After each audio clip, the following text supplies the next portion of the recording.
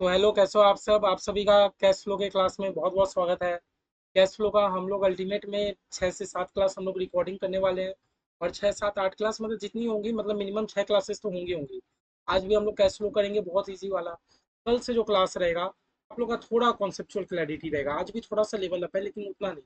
कल वाले क्लासेस से अब आप लोग को थोड़ा सा लेवल अप में पढ़ाई करनी है। कल वाले क्लासेस से हम लोग अपना CS, अपने आप को कंपनी सेक्रेटरी समझ के हम लोग कैश फ्लो का पढ़ाई करेंगे, ठीक है। चलिए बेसी ना बात करते हुए हम लोग कंटिन्यू करते हैं। लास्ट दिन हम लोगों ने ये पढ़ा था कि नहीं भैया, हमारे फाइनेंशियल स्टेटमेंट में कैश फ्लो बनाना बहुत जरूरी होता है। और हम लोग कैश फ्लो में क्या दिखाते हैं भैया, हम लोग समरी करते हैं जो हमारा कैश एंड कैश इक्विवेलेंट में, कैश या कैश इक्विवेलेंट में जो भी इनफ्लो और आउटफ्लो हो रहा है, हम लोग उसी का एक समरी बना के हमारे यूजर्स को प्रोवाइड कर देते हैं। अब भैया कैश और कैश इक्विवेलेंट का मतलब क्या है, तो मैंने बताया था कैश का मतलब आपके हाथ में कितना रुपया, आपके बैंक में कितना रुपया और आपके चेक इन हैंड क्या है।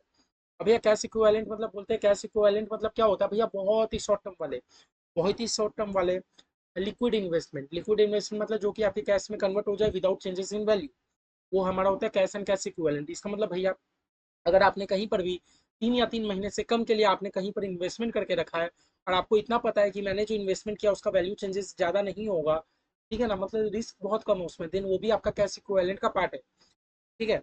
बट हमारा इक्विटी शेयर हमारा कैश इक्विवेलेंट का पार्ट नहीं होता। फिर मैंने क्या क्या बोला था भैया, कौन कौन सा ट्रांजेक्शन कैश फ्लो नहीं होता। तो भैया अगर आप कैश बैंक में अपना कैश डिपॉजिट करोगे, दैट मीन्स कि भैया वो आपका कैश फ्लो नहीं है, क्योंकि आपका कैश बैंक बात तो एक ही है, सब तो कैश या कैश इक्विवेलेंट नहीं है। तो ऐसा ऐसा ट्रांजेक्शन फिर हम लोगों ने बहुत सारे एग्जाम्पल पढ़ा था। अब भैया बार बार बोल रहा हूँ, ये सब एग्जाम्पल एकदम रट्टा नहीं मारना आप लोग को। बस आप लोग को समझ आना चाहिए कि हाँ, ये चीज ऑपरेटिंग एक्टिविटी की चीज है, ये चीज इन्वेस्टिंग की है, ये चीज फाइनेंसिंग की है। बस आप लोग समझ के रखिए, एक भी चीज याद नहीं करना। अगर आप लोग को ये चीजें समझ आ रही हैं, दैट मीन्स कि ओके, बस आप लोग कॉपी बंद करके छोड़ दो, अगर आप लोगों को समझ आ रही है तो। फिर मैंने क्या बोला था कि कैश फ्लो हम लोग 3 एक्टिविटी में डिवाइड कर देते हैं भैया, ऑपरेटिंग, इन्वेस्टिंग, फाइनेंसिंग। ऑपरेटिंग मतलब क्या बोला था भैया, आपका प्रिंसिपल रेवेन्यू, आप रेवेन्यू कमाने के लिए आप क्या करते हो भैया, मैं गुड सेल करता हूँ, परचेस करता हूँ, मैं अपने ऑफिस में स्टाफ लोगों को सैलरी देता हूँ, तो ये सब हो गया मेरा ऑपरेटिंग का कैश फ्लो। इन्वेस्टिंग मतलब आपने कोई एसेट खरीदा लॉन्ग टर्म के लिए, आपने क्या क्या खरीद के रखा है, तो हमारा हो गया इन्वेस्टिंग एक्टिविटी। और फाइनेंसिंग एक्टिविटी मतलब आप कहीं पर फंड लेने के लिए, आप कहीं पर फाइनेंस करने के लिए, फाइनेंस मतलब समझ रहे हो, आप कहीं से लोन उठा रहे हो, मतलब आप अपनी कंपनी में फाइनेंस करने के लिए आप कहाँ कहाँ से रुपया उठाते हो या देते हो गया फाइनेंसिंग एक्टिविटी। अभी आप लोग सम्स करोगे ज़्यादा बेटर समझ आएगा, ठीक है। फिर ये तो स्टेप्स था। फिर कल हम लोगों ने एक तो बेसिक से हम लोग सम्स करके देखे थे ऑपरेटिंग एक्टिविटी का, कैश फ्लो का हम लोग बेसिक से सम्स करके देखे थे। आज चलिए, आज हम लोग शुरू करते हैं। आज हम लोग शुरू करते हैं इंपॉर्टेंट नोट्स के साथ। आज हम लोग शुरू करते हैं अपना क्लास इंपॉर्टेंट नोट्स के साथ। तब आप लोग, आज के क्लास के बाद मेरा नोट्स वाला काम तो कंप्लीट हो जाएगा। फिर हम लोग को अपना नेक्स्ट क्लास से जो करना है, हम लोग को सम्स करना है, ठीक है। देखो, कोई भी क्लास करने के लिए आपको 6 7 क्लास आपको पेशेंस रखना होगा। अगर आप लोग यही सोचोगे कि नहीं पहला क्लास दूसरे क्लास में कि सर तो खाली थ्योरी पढ़ा रहे हैं, एग्जाम में तो प्रैक्टिकल आएगा, हर चीज़ देखो करना जरूरी है। कोई भी चीज़ का आप शॉर्टकट मत ढूंढो कि आप डायरेक्ट प्रैक्टिकल कर लोगे, क्योंकि देखो एग्जाम में सम्स क्या आएगा आप लोग नहीं समझ पा रहे। कुछ भी इंस्टीट्यूट दे सकता है। तो कुछ भी करने के लिए ना आपके पास डीप नॉलेज होना चाहिए। अगर आप डीप नॉलेज होगा तो ही आपको कुछ भी सॉल्व कर पाओगे। फिर देखो आपका जो बाकी सब्जेक्ट है JIGL, आप JIGL में अगर मान लो आप रजिस्ट्रेशन एक्ट कर रहे हो, फिर आपको श्योर है कि रजिस्ट्रेशन एक्ट से क्वेश्चन आएगा। लेकिन यहाँ कैश फ्लो है, यहाँ कैश फ्लो मतलब क्या, कि आपको कॉन्सेप्ट कैश फ्लो का क्लियर होना चाहिए। तो फिर इंस्टीट्यूट आपसे क्या ही क्वेश्चन पूछ सकता है। बात कहना अगर समझ रहे हो, तो जितना क्लास में करा रहा हूँ, प्लीज एक बार बिना कोई इफ बट के आप लोग क्लास करना। 7 क्लास के बाद आपको लगे कि नहीं मैंने कुछ सीखा है, देन आप प्लीज कमेंट करना और लाइक तो जरूर करना, आप लोग करते नहीं हो। और अगर आपको 7 क्लास के बाद भी लग रहा है कि नहीं भैया क्या बकवास कर रहे हो, जबरदस्ती का आप क्लास एक्सटेंड करा रहे हो, मुझे तो कुछ अभी तक समझ नहीं आया, आप कमेंट कर देना कि सर की क्लासेस बहुत बेकार है, सर खाली जबरदस्ती का क्लास टालते हैं, 6 7 क्लास कराते हैं, ये चीज़ तो सर 2 क्लास में भी कर लेते। ठीक है ना, आप कैसे कमेंट कर देना, मेरी तरफ से कुछ वो नहीं है, मैं भी एग्री करूंगा। एग्री क्या, बल्कि मुझे सीखने को मिलेगा कि नहीं मैं भी टाइम वेस्ट कर रहा हूँ, ठीक है। बट प्लीज वही बोल रहा हूँ कि जिनको एग्जामेशन लाना है वो कंटिन्यू क्लास करेंगे बिना कुछ सोचे समझे, ओके। चलो देखो, हम लोग इंपॉर्टेंट नोट्स लिखते हैं। भैया हम लोग कुछ कुछ ना ट्रांजेक्शन के बारे में हम लोग एक बार डिस्कस करते हैं। भैया बैंक ओवरड्राफ्ट मतलब आप लोग जानते हो, आप लोगों को कुछ नहीं करना, मैं बार बार बोल रहा हूँ, अभी भी बार बार बोल रहा हूँ, याद एकदम नहीं करना है। मैं जो लिखा रहा हूँ ये बस आप लोग को समझ आनी चाहिए, मैं जो लिखा रहा हूँ बस समझ आनी चाहिए। अगर आप लोग को समझ आएगा देन इट्स ओके, हम थंबनेल दिखाना और आगे बढ़ना।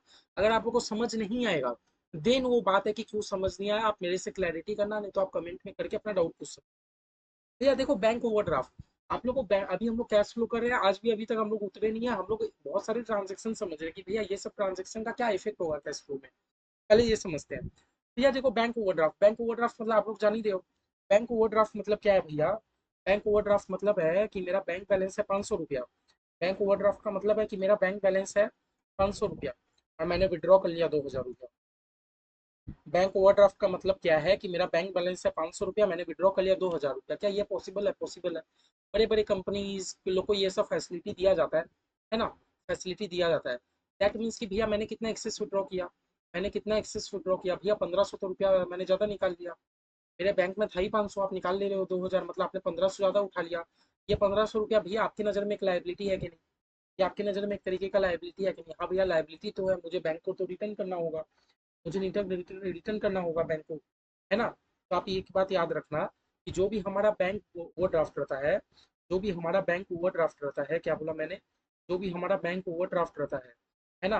Bank overdraft, if it's nature is borrowing, अगर ये हमारा बोरोइंग नेचर का, if it's nature is borrowing, अगर आपने बैंक ओवरड्राफ्ट क्यों किया कि भैया मैं ना ये बैंक ओवरड्राफ्ट को बोरिंग मानता हूँ। अलग अलग कंपनी की अलग अलग सिस्टम है।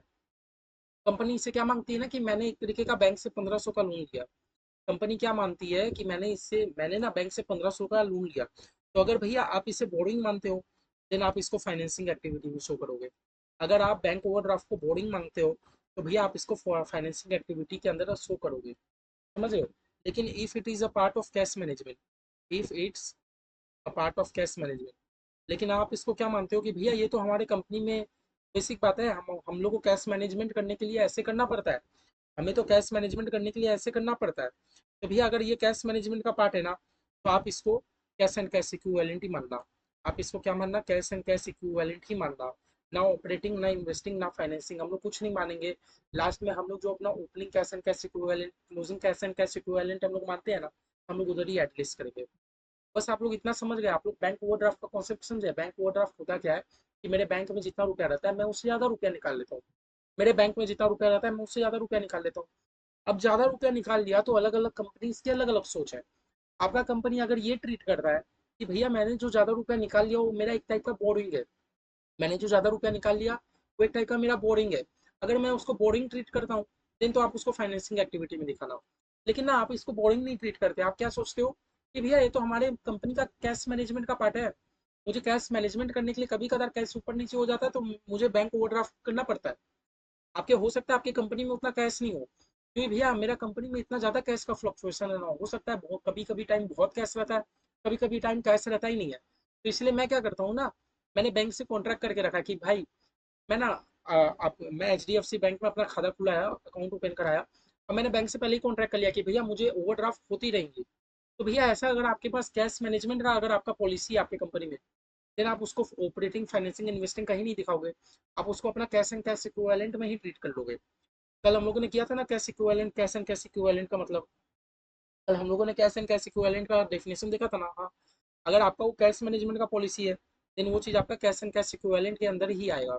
लेकिन अगर आप उसको बोरिंग नेचर का मानते हो, देन आप उसको फाइनेंसिंग एक्टिविटी में शो करोगे। ठीक है? बस आप लोग मतलब समझो, कोई भी याद नहीं करने बैठेगा, बराबर होता हो। जहाँ याद करने का रहेगा मैं खुद ही बोल दूंगा कि भाई आप लोग को ये याद करना है। ठीक है? ये समझ आ गया बैंक ओवरड्राफ्ट? तो भैया बैंक ओवरड्राफ्ट को हम लोग को क्या ट्रीट करना है? हमें एक्चुअली देखो 90%, 95% क्वेश्चन, 95 क्या 100% क्वेश्चन साइलेंट ही रहता है। क्वेश्चन कुछ नहीं बोलेगा तो आप इसको बोरिंग मान के आप फाइनेंसिंग दिखा देना। लेकिन क्वेश्चन अलग से कुछ बात बोल रहा है, क्वेश्चन ने एक लाइन दे दिया कि जो भी बैंक ओवरड्राफ्ट है वो कंपनी का कैश मैनेजमेंट का पार्ट है ना? तो भैया आप उसको ऑपरेटिंग, इन्वेस्टिंग, फाइनेंसिंग कहीं नहीं दिखाओगे। आप उसको क्या दिखाओगे? कैश एंड कैश इक्विवेलेंट है। हालांकि भैया हमारा बैंक ओवरड्राफ्ट हो रहा है, दैट मीन्स कि हमने लोन लिया एक तरीके का। बैंक ओवरड्राफ्ट मतलब क्या कि आपने एक तरीके का लोन ले लिया, यही ना? आपके अकाउंट में थे 500, आपने उठा लिया 2000। मैं तो यही मानूंगा कि 1500 रुपया का आपने बैंक से लोन ले लिया। तो भैया कभी भी आप लोग फंड रेस करने के लिए कुछ भी करते हो तो हम लोग तो उसको फाइनेंसिंग एक्टिविटी में उसको करते हैं। ठीक है भैया? हालांकि देख लेना क्वेश्चन में जैसा हो बात, हालांकि हम लोग क्वेश्चन करेंगे, हम लोग पूरा क्लियर कर लेंगे कि हमें क्या करना है। तो 1 नंबर हो गया। 2 नंबर है भैया हमारा एक्स्ट्रा ऑर्डिनरी एक्टिविटी। जब हम लोग अपना सेकंड चैप्टर कर रहे थे PL वाला, बैलेंस शीट PL वाला, ऑर्डिनरी, भैया एक्चुअली होता क्या है, मेरे कंपनी में ना कुछ कुछ ऐसे एक्टिविटी हो जाते हैं, मेरे कंपनी में कुछ कुछ ऐसे ट्रांजेक्शन हो जाते हैं, है ना? मतलब कुछ कुछ ऐसी एक्टिविटी हो जाती है मेरे में, जो कि डेली नेचर नहीं है, रिकरिंग नेचर का नहीं है। मेरे कंपनी में भैया सामान मैं बेच रहा हूँ, डेली है। मेरे भैया मेरे कंपनी में ना मैं सामान परचेज कर रहा हूँ डेली है, डेली का काम है। लेकिन भैया हुआ क्या ना, अचानक से अर्थक्वेक आ गया, अचानक से अर्थक्वेक आ गया, अर्थक्वेक आ गया तो भैया क्या हुआ, मेरे कंपनी में बहुत बड़ा लॉस हो गया। तो भैया ये तो रेकरिंग नेचर का नहीं है, ये जो अर्थक्वेक आया है तो डेली नेचर का नहीं है, कभी कदार का है। नहीं तो भैया पता है हुआ क्या, मेरे गोडाउन में आग लग गया। मेरा फैक्ट्री है, वेयर हाउस है, मेरे फैक्ट्री का वेयर हाउस है ना, मेरे फैक्ट्री के वेयर हाउस में गोडाउन में बहुत बड़ा आग लग चुका है। अब ये आग लग गया तो क्या आग डेली थोड़ी लगता है, कभी कदार लगता है। तो भैया कुछ ऐसी एक्टिविटी हो जाती है जो हमारी डेली नहीं होती है, कभी कदार होती है। हमारे कंपनी में कुछ ऐसी एक्टिविटीज होती हैं जो डेली नहीं होती है, रिकरिंग नेचर की नहीं है। भैया सामान खरीदना बेचना, सामान खरीदना बेचना, सैलरी देना, ये सब तो डेली नेचर का है। गोडाउन में आग लग गया, अर्थक्वेक के कारण लॉस हो गया, फ्लड आ गया, मुझे इंश्योरेंस क्लेम मिल रहा है, मुझे इंश्योरेंस क्लेम मिल रहा है। इंश्योरेंस क्लेम कब मिलता है भैया, जब आपको बहुत बड़ा लॉस होता है। इंश्योरेंस क्लेम कब मिलता है, जब आपको कुछ लॉस होता है ना। तो ये सब मेरा डेली नेचर का नहीं है, तो ऐसा कोई आइटम जो डेली नेचर का नहीं है, तो सभी आइटम को हम लोग एक्स्ट्रा ऑर्डिनरी एक्टिविटी बोलते हैं। ऐसा कोई एक्टिविटी जो कि आपके डेली नेचर का नहीं है, वो सब एक्टिविटीज को हम लोग एक्स्ट्रा ऑर्डिनरी एक्टिविटीज बोलते हैं। जब हम लोग चैप्टर 2 बैलेंस शीट पीएल किए थे, मैंने वहां पर भी बताया था। तो समझ गए ना, कोई भी एक्टिविटी जो हमारे डेली नेचर का नहीं होता, रेकरिंग नेचर का नहीं होता, वो सारे एक्टिविटीज को हम लोग एक्स्ट्रा ऑर्डिनरी एक्टिविटीज बोलते हैं। ठीक है, एक्स्ट्रा ऑर्डिनरी एक्टिविटीज हम लोग बोलते हैं। ठीक है,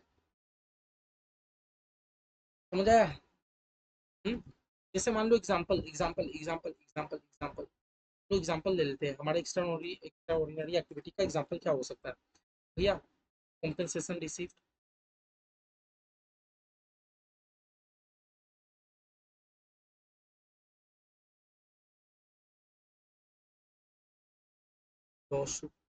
भैया हुआ क्या, एक जन ने आपके ऊपर ना केस करके रखा था, एक जन आपके ऊपर सूट फाइल किया था कोर्ट में, एक जन आपके ऊपर कोर्ट सूट फाइल किया था कोर्ट में, आपके कंपनी के ऊपर। अब भैया कोर्ट आपके फेवर में ऑर्डर सुनाती, तो आपको जो कॉम्पेंसेशन मिल रहा है, आपको जो डैमेजेस मिल रहा है, कॉम्पेंसेशन मिल रहा है। अब भैया बताइए ये मेरा एक्स्ट्रा ऑर्डिनरी एक्टिविटी हुआ कि नहीं।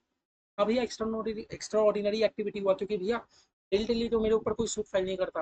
ये मेरा डेली का काम थोड़ी है कि मैं कोर्ट में जाऊँ, मैं इतना खराब सामान बेचूँ कि 4 जन मेरे बिहाफ में मेरे नाम पे कोर्ट में केस चला रहे हैं।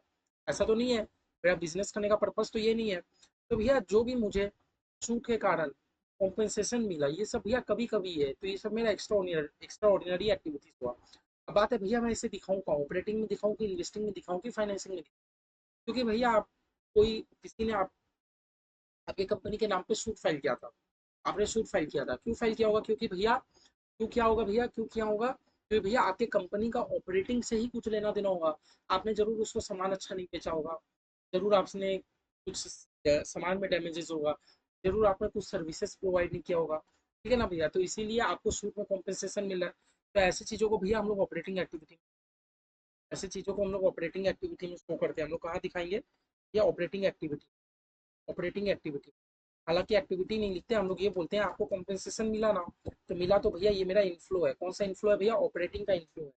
कहाँ का है भैया, इनफ्लो है, कहाँ का इनफ्लो है, ऑपरेटिंग इनफ्लो। और एक बात याद रखना, आपको देख के, ये देखो ये एक्चुअली इन्वेस्टिंग में तो जाएगा नहीं। इन्वेस्टिंग मतलब क्या कि भैया मेरा कोई फिक्स एसेट वगैरह इन्वेस्टमेंट से लेना देना है। तो भैया क्वेश्चन ज़्यादा क्लियर नहीं है, क्वेश्चन खाली मुझे ये बोला कि ने मेरे ऊपर लॉ सूट फाइल किया था, उसके लिए मुझे कॉम्पेंसेशन रिसीव हो रहा है। तो भैया ये तो इन्वेस्टिंग का पार्ट नहीं है, भैया फाइनेंसिंग का भी पार्ट नहीं है। तो हम लोग जो चीज़ जहाँ क्लियर नहीं हो हम लोग उसको ऑपरेटिंग में दिखा सकते हैं। ठीक है, और हम लोग एग्जाम्पल लेते हैं, एग्जाम्पल लेते हैं, कॉम्पेंसेशन रिसीव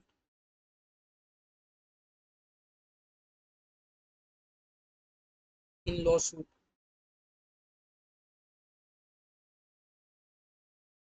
के relation to loss of fix asset. अब आप समझ रहे हो भैया, आपका क्या हुआ, आपका कोई फिक्स एसेट था बहुत बड़ा, आपका कोई फिक्स एसेट था। तो भैया आपका कोई बहुत बड़ा फिक्स एसेट था, भैया फिक्स एसेट मतलब आपका कोई इन्वेस्टिंग एक्टिविटी का चीज था। अब भैया आपका फिक्स एसेट क्या हो गया, लॉस हो गया। आपका फिक्स एसेट बहुत बड़ा लॉस हो गया।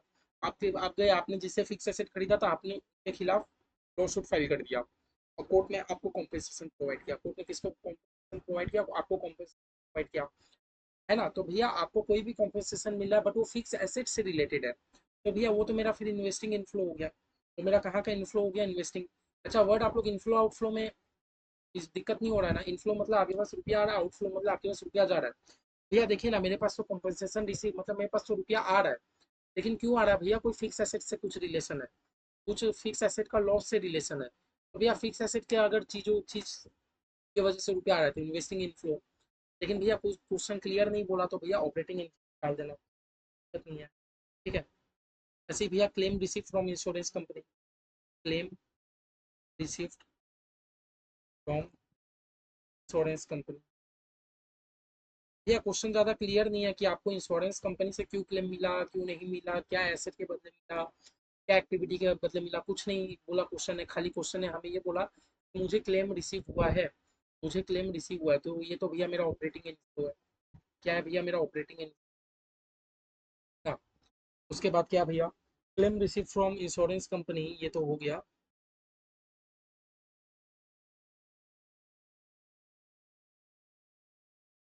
Claim receive from insurance company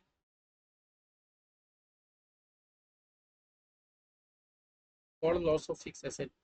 ये आपको इंश्योरेंस कंपनी से क्लेम मिला, क्यों? क्योंकि आपका फिक्स एसेट लॉस हो गया था, आपका फिक्स एसेट में डैमेज हो गया था। तो भैया फिक्स एसेट का बात कर दिया तो भैया ये मेरा इन्वेस्टिंग के अंदर हम लोग शो करेंगे। हम लोग इसको कहाँ शो करेंगे भैया? इन्वेस्टिंग इन्फ्लो करेंगे। ठीक है ना? हम लोग इसको इन्वेस्टिंग इन्फ्लो ट्रीट करेंगे।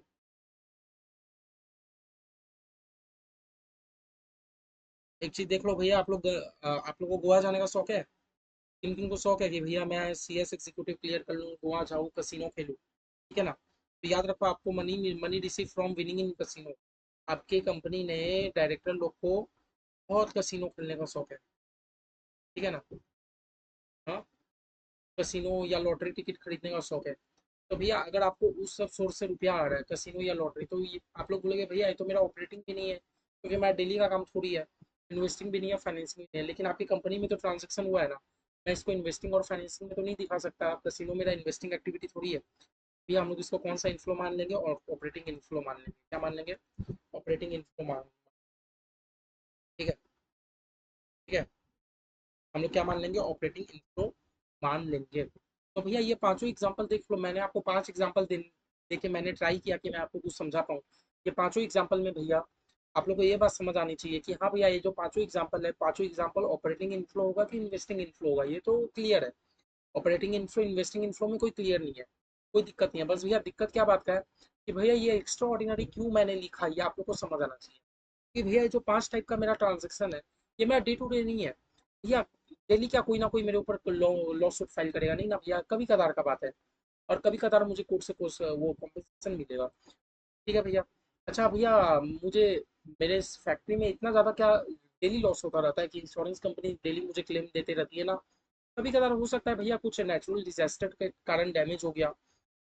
एग्जाम्पल, नेचुरल डिजास्टर के कारण डैमेज हो गया, जिसके फिर आपने इंश्योरेंस कंपनी को फाइल किया, इंश्योरेंस कंपनी आपको रुपए दे रही है। तो भैया ये सब क्या है ना, मेरे कंपनी का डेली डेली का कोई काम नहीं है, रिकरिंग नेचर का नहीं है, कभी कदार का है। तो भैया कोई भी अगर कभी कदार का चीज हो तो उसको हम लोग क्या डील करते हैं भैया? Extra activity. कोई भी क्वेश्चन आपको देख के समझ आ जाएगा कि हाँ ये तो कंपनी में डेली का काम नहीं है, ये तो कभी कभी का काम। अच्छा कैसीनो, आप क्या डेली कैसीनो खेलने जाओगे? नहीं भैया, जब हम लोग गोवा जाएंगे तभी खेलेंगे कैसीनो, है ना? तो भैया जो चीज़ हमारी कंपनी में डेली का नहीं है, रिकरिंग नेचर का नहीं है, वो सारी चीज़ों को हम लोग बोलते हैं एक्स्ट्रा ऑर्डिनरी एक्टिविटी। क्या बोलते हैं? Extra ordinary activity. आप लोग को समझ आ गया होगा। तीसरा नंबर हम लोग एग्जाम्पल दे रहे हैं, हम लोगों ने 1 और 2 पढ़ा ना। 1 हम लोग बैंक ओवरड्राफ्ट पढ़े ना, कि बैंक ओवरड्राफ्ट का क्या करना है। एक्स्ट्रा ऑर्डिनरी एक्टिविटी में हम लोग को क्या करना है? फिर भैया इंटरेस्ट रिसीव या डिविडेंड रिसीव, इंटरेस्ट या डिविडेंड रिसीव।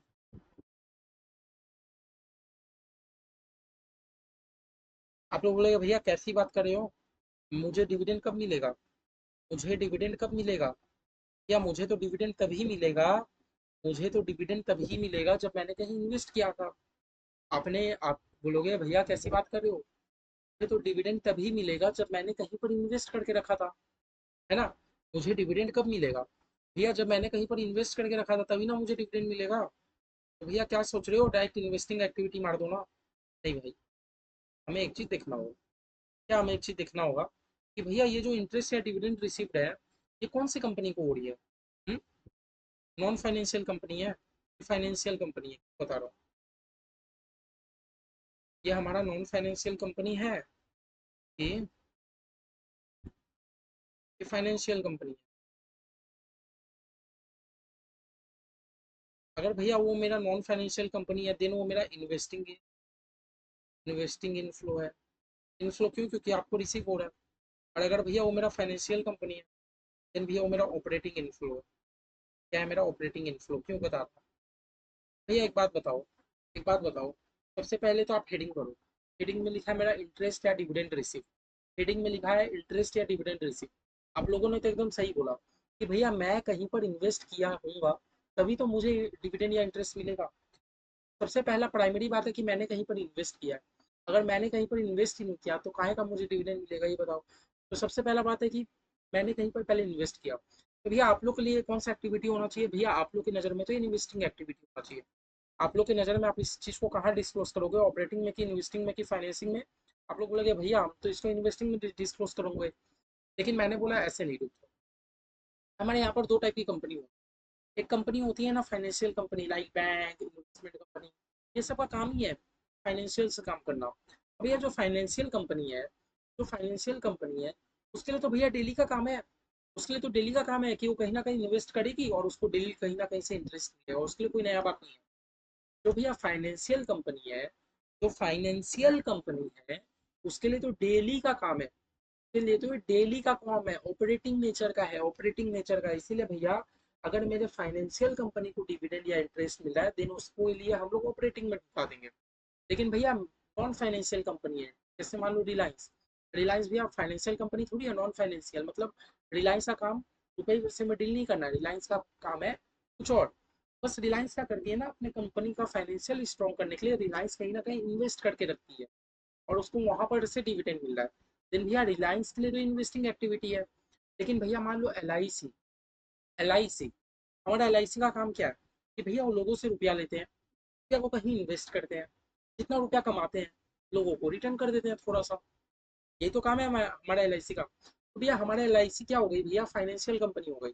बताओ भाई मेरे फाइनेंशियल कंपनी के लिए तो आम बात है ना, अगर वो इन्वेस्ट करके नहीं कमाएगी तो कहाँ से आगे रिटर्न देगी? आज हमारे बैंक किस तरह वर्क करते हैं, हम लोग अपना रुपया बैंक में रखते हैं। बैंक वो रुपया को क्या करते हैं, दूसरे को लोन देते हैं। लोन से बैंक ने जो इंटरेस्ट कमाया उससे आपको थोड़ा सा इंटरेस्ट दे दिया सेविंग बैंक में, हर 3 महीने में इंटरेस्ट आता है। तो भैया ये जो हमारे फाइनेंशियल कंपनी होती है इनके लिए तो नॉर्मल बात है, ऑपरेटिंग काम है, डेली का काम है। ये कहीं ना कहीं इन्वेस्ट करेगी और इनको रिटर्न आएगा, कहीं ना कहीं इन्वेस्ट करेगी तो रिटर्न आएगा। दैट्स वाई भैया हमारे जो फाइनेंशियल कंपनी होती है, फाइनेंशियल कंपनी के लिए ये चीज ऑपरेटिंग इनफ्लो होता है। और इनफ्लो क्यों बोल रहा हूँ? क्योंकि रिसीव हो रहा है। हालांकि पेड भी हो सकता है तो वो आउटफ्लो हो जाएगा। और भैया हमारी जो नॉन फाइनेंशियल कंपनी होती है इसके लिए तो ये इन्वेस्टिंग एक्टिविटी का काम है। बस समझ आया? थोड़ा थोड़ा समझ आया? ठीक है। ठीक है। थोड़ा थोड़ा भी समझ आया तो आप लोग एकदम राइट ट्रैक में चल रहे हो। सेम टू सेम भाई भैया मेरे।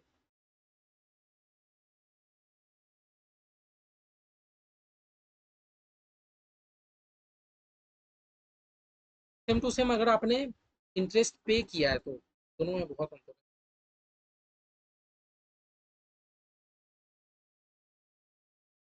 ये अपने आप से आप एक क्वेश्चन पूछो, आप इंटरेस्ट कब पे करोगे?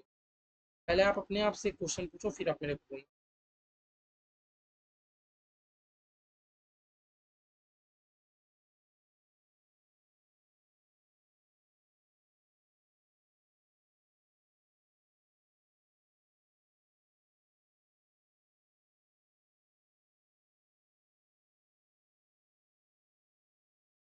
भैया ऊपर में तो रिसीव का बात था। मैं मुझे इंटरेस्ट तब रिसीव होगा जब मैंने कहीं इन्वेस्ट किया था। मतलब मेन वो होना चाहिए था इन्वेस्टिंग एक्टिविटी, लेकिन हम लोग का मारा पीटी क्या था, बीच में फाइनेंशियल कंपनी डूब गया। तो मैंने क्या बोला, जब भी फाइनेंशियल कंपनी डूबेगा उसके लिए वो डेली का काम है। डेली का काम है तो उसके लिए ऑपरेटिंग होगा, बाद बाकी के लिए इन्वेस्टिंग। लेकिन अब आप एक बात बताओ, जब मैं किसी को इंटरेस्ट पे करता हूँ जब मैं किसी को इंटरेस्ट पे करता हूँ आपने क्यों इंटरेस्ट पे किया किसी को? आपने किसी को इंटरेस्ट पेमेंट क्यों किया? जरूर आपने उससे लोन लेके रखा था। आप किसी से लेते हो लोन तभी तो आप इंटरेस्ट पे करोगे। आप किसी से लेते हो लोन तभी तो आप इंटरेस्ट पे करोगे। अगर आपने लोन ही नहीं लिया तो आप कभी इंटरेस्ट पे करोगे? मेरा बात का आंसर हो। आपने जरूर किसी से लोन लेके रखा है तभी तो आप इंटरेस्ट पेमेंट कर रहे हो।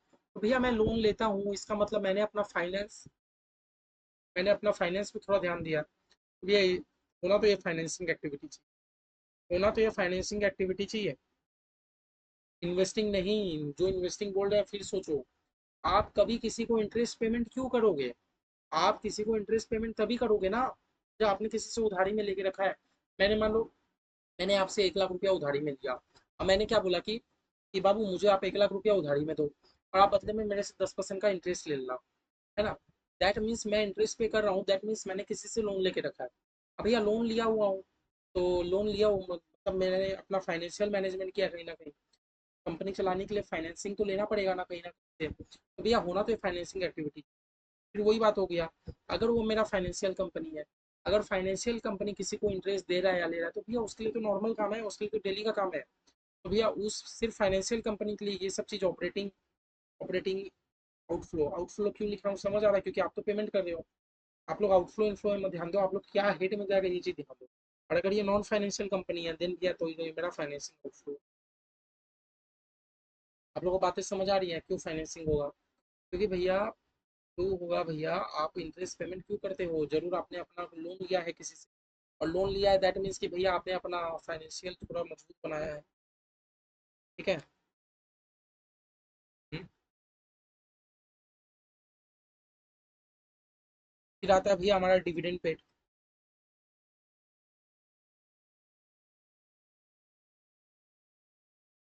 डिविडेंड पेड में क्या होता है भैया?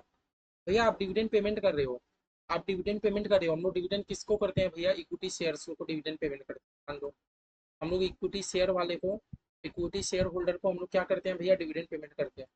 इक्विटी शेयर होल्डर को हम लोग डिविडेंड पेमेंट करते हैं, है ना? करते हैं कि नहीं?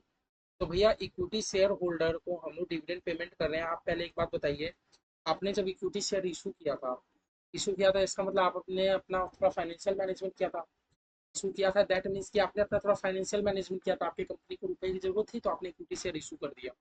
तो भैया आप डिविडेंड भी पे कर रहे हैं तो वो मेरा फाइनेंसिंग एक्टिविटी होना चाहिए। तो हम लोग डिविडेंड भी पे कर रहे हैं तो कौन सा होना चाहिए? Financing activity. तो भैया dividend paid always is a financing activity का मैटर नहीं करता ये मेरा फाइनेंशियल कंपनी है कि नॉन फाइनेंशियल कंपनी।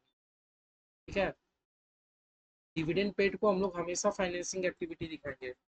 ये मेरा मैटर नहीं करता कि मेरा कौन से टाइप का कंपनी है। समझ आ रहा है? ऑलवेज फाइनेंसिंग एक्टिविटी, हमेशा ये मेरा फाइनेंसिंग एक्टिविटी के तरह ट्रीट होगा भाई। एनी कंपनी, मेरा कोई भी कंपनी हो, कोई भी कंपनी हो मेरा, चाहे वो मेरा फाइनेंशियल कंपनी हो, चाहे वो मेरा नॉन फाइनेंशियल कंपनी हो। ठीक है।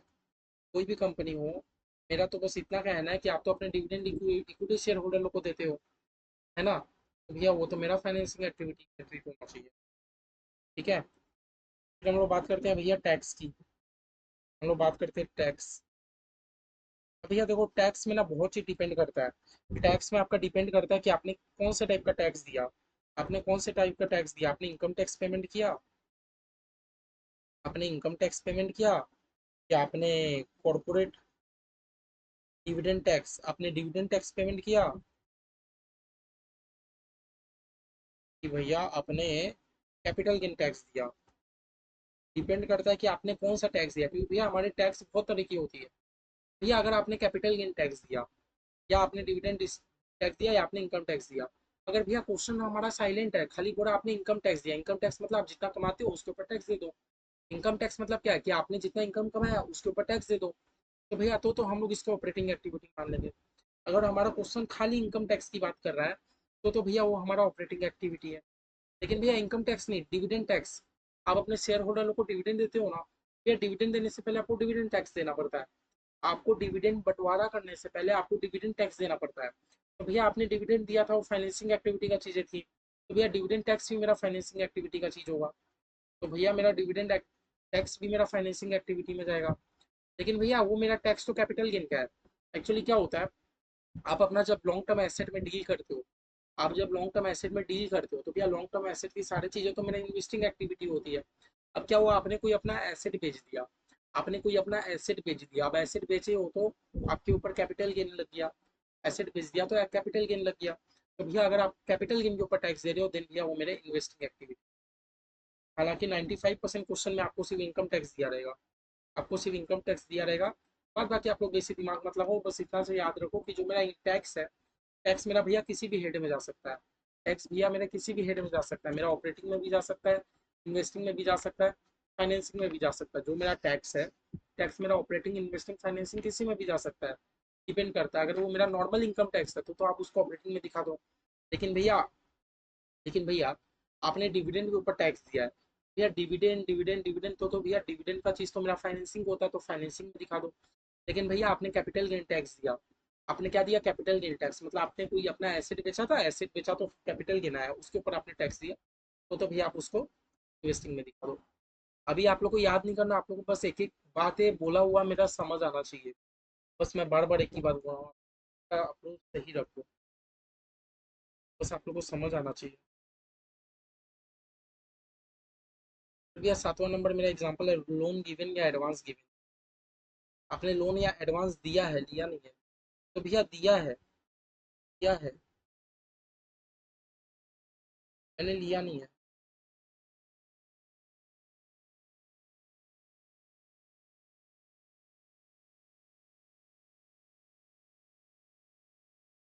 तो भैया एक बात बताइए, आप पहले लोन या एडवांस किसको देते हो? भैया एडवांस हम लोग अपने सप्लायर को नहीं देते हैं क्या, ये बताइए। हम लोग अपने एडवांस को सप्लायर में नहीं देते। हाँ, हम लोग अपने एडवांस जो हम लोगों ने पे किया, हम लोगों ने जो भी अपना एडवांस पे किया, एडवांस क्या हम लोग अपने सप्लायर को नहीं देते? पहले आपको ये बता दो। भैया सप्लायर जो मुझे सामान बेच रहा है, कभी कभी क्या होता है ना, सप्लायर हमसे बोलता है कि भाई आप ना मुझे 1 लाख रुपया एडवांस में देके रखो, तो मैं आपको सामान डिलीवर कराऊंगा। भैया हो सकता है मैंने अपने सप्लायर को एडवांस दिया, ये सब छोटा मोटा बात है भैया। भैया डेली का बात है ये हमारा। अगर मैं अपने सप्लायर को नहीं दूंगा तो मुझे सामान नहीं बेचेगा, और वो सामान अगर नहीं बेचेगा तो मैं आगे। तभी भैया अगर हम लोग लोन या एडवांस अपने सप्लायर को देते हैं, तो भैया ये मेरा ऑपरेटिंग एक्टिविटी के तरह ट्रीट होता है। कैसे ट्रीट होता है भैया, मेरे ऑपरेटिंग एक्टिविटी। भैया बहुत बड़े इंप्लॉय लोग क्या बोलते हैं ना, इंप्लॉय बोलते हैं कि भैया आप तो सैलरी अब अगले महीना दोगे, मैं तो पूरे महीने वेट नहीं कर सकता, एक काम करो आप 15 दिन की मुझे एडवांस दे दो, आप 15 दिन की मुझे एडवांस दे दो। तो ये भी भैया ये मेरा ऑपरेटिंग एक्टिविटी है, कोई इन्वेस्टिंग या फाइनेंसिंग एक्टिविटी, सब मेरा भैया ऑपरेटिंग एक्टिविटी है डेली का। लेकिन भैया आप लोन या एडवांस दे रहे हो, पता है किसको दे रहे हो? To subsidiary company. आप अपने सब्सिडियरी कंपनी को दे रहे हो, आप अपने सब्सिडियरी कंपनी को लोन या एडवांस दे रहे हो, या अदर्स, या आप किसी और को दे रहे हो, तो भैया हम लोग इसको इन्वेस्टिंग एक्टिविटी वाला चीज मान लेंगे। आप अपने सब्सिडियरी को या अदर्स को आप वो दे रहे हो, लोन या एडवांस दे रहे हो, तो क्या मान लेंगे भैया, इन्वेस्टिंग एक्टिविटी। आप अपने सब्सिडियरी कंपनी वगैरह को ये दे रहे हो, लोन या एडवांस दे रहे हो, तो भैया हम लोग उसको इन्वेस्टिंग एक्टिविटी मान लेंगे। हम लोगों ने ये मान लेंगे कि आप तो अपने सब्सिडियरी कंपनी में इन्वेस्ट कर रहे हो। फिर से देख लो आज हमने क्या क्या सीखा भैया, बैंक ओवरड्राफ्ट। बैंक ओवरड्राफ्ट मतलब क्या होता है भैया, मेरे अकाउंट में थे 500, मैंने उठा लिया 2000। ये एक टाइप का बोर्डिंग होता है, एक टाइप का क्या होता है, बोर्डिंग होता है। आपके कंपनी के मैनेजमेंट पे डिपेंड करता है, अगर आप लोग की कंपनी इसे बोर्डिंग मानती है तो आप इसको फाइनेंसिंग एक्टिविटी में दिखा दो। लेकिन भैया आप इसको बोर्डिंग नहीं मानते हो, आप इसको कैश मैनेजमेंट का पार्ट मानते होते, तो भैया आप इसको कैश एंड कैश इक्विवेलेंट में। भैया एक्स्ट्रा ऑर्डिनरी माई आइटम मतलब वो सब चीज़ें होती है जो मेरे कंपनी में या मेरे बिजनेस में डे टू डे नहीं हैपन होती है, अचानक से कभी हो जाती है। भैया उसको ऑपरेटिंग दिखाना है कि इन्वेस्टिंग दिखाना है, हमने डिस्कस कर लिया। भैया आपको इंटरेस्ट या डिविडेंड मिला है, अब भैया एक बात बता दीजिए, मुझे इंटरेस्ट या डिविडेंड कब मिलेगा? जब मैंने कोई कंपनी में इन्वेस्ट करके रखा होगा तभी मुझे मिलेगा। भैया मैंने इन्वेस्ट किया तो ये होना तो इन्वेस्टिंग एक्टिविटी, तो ओके भाई मैं एकदम करेक्ट हूँ। लेकिन भैया एक फाइनेंशियल कंपनी है जिसका काम ही है ये तो करना, उसका काम ही है इन्वेस्ट करना, ये इंटरेस्ट कमाना, उसका काम ही है। देन भैया उस कंपनी के लिए तो ये ऑपरेटिंग काम है, डे टू डे काम है। अब भैया ऐसे आपने क्या किया, आपने इंटरेस्ट पेमेंट किया, तो भैया मैं कब पेमेंट करूंगा? जब मैंने किसी से लोन लेके रखा है, जब मैंने किसी से लोन लेके रखा है तभी तो मैं इंटरेस्ट पे करूंगा। तो भैया लोन लिया तो आपने फाइनेंसिंग एक्टिविटी होना चाहिए। लेकिन वही भैया मेरा फाइनेंशियल कंपनी अगर है तो उसके लिए तो ऑपरेटिंग काम है। अब भैया डिविडेंड आपने पे किया, तो मैंने क्या बोला, वो फाइनेंशियल कंपनी हो कि कोई भी कंपनी हो, dividend payment is always a financing activity है। अच्छा टैक्स भैया डिपेंड करता है, अगर आपने इनकम टैक्स दिया तो ऑपरेटिंग में ढुका दो, डिविडेंड टैक्स दिया तो फाइनेंसिंग में ढुका दो, और अगर भैया आपने कॉर्पोरेट कैपिटल गेन वगैरह का टैक्स दिया तो भैया आप उसको अपने इन्वेस्टिंग एक्टिविटी में ढुका दो। अब भैया आपने लोन या एडवांस दिया, तो भैया मैंने बोला ना, मेरे इंप्लॉई को, मेरे सप्लायर को मुझे क्या है ना, एडवांस वगैरह देना होता है। नहीं देता हूँ तो भैया तभी वो लोग बेटर इफेक्टिव काम करते हैं, तो भैया मेरा ऑपरेटिंग एक्टिविटी का चीज़ है। बात बाकी ये दोनों को छोड़ के आप अगर किसी को भी लोन या एडवांस दे रहे हो, तो हम लोग तो उसको इन्वेस्टिंग एक्टिविटी का चीज़ मान लेंगे, हम लोग मान लेंगे कि आपने कहीं पर इन्वेस्ट किया है। समझ आ रहा है? ओके।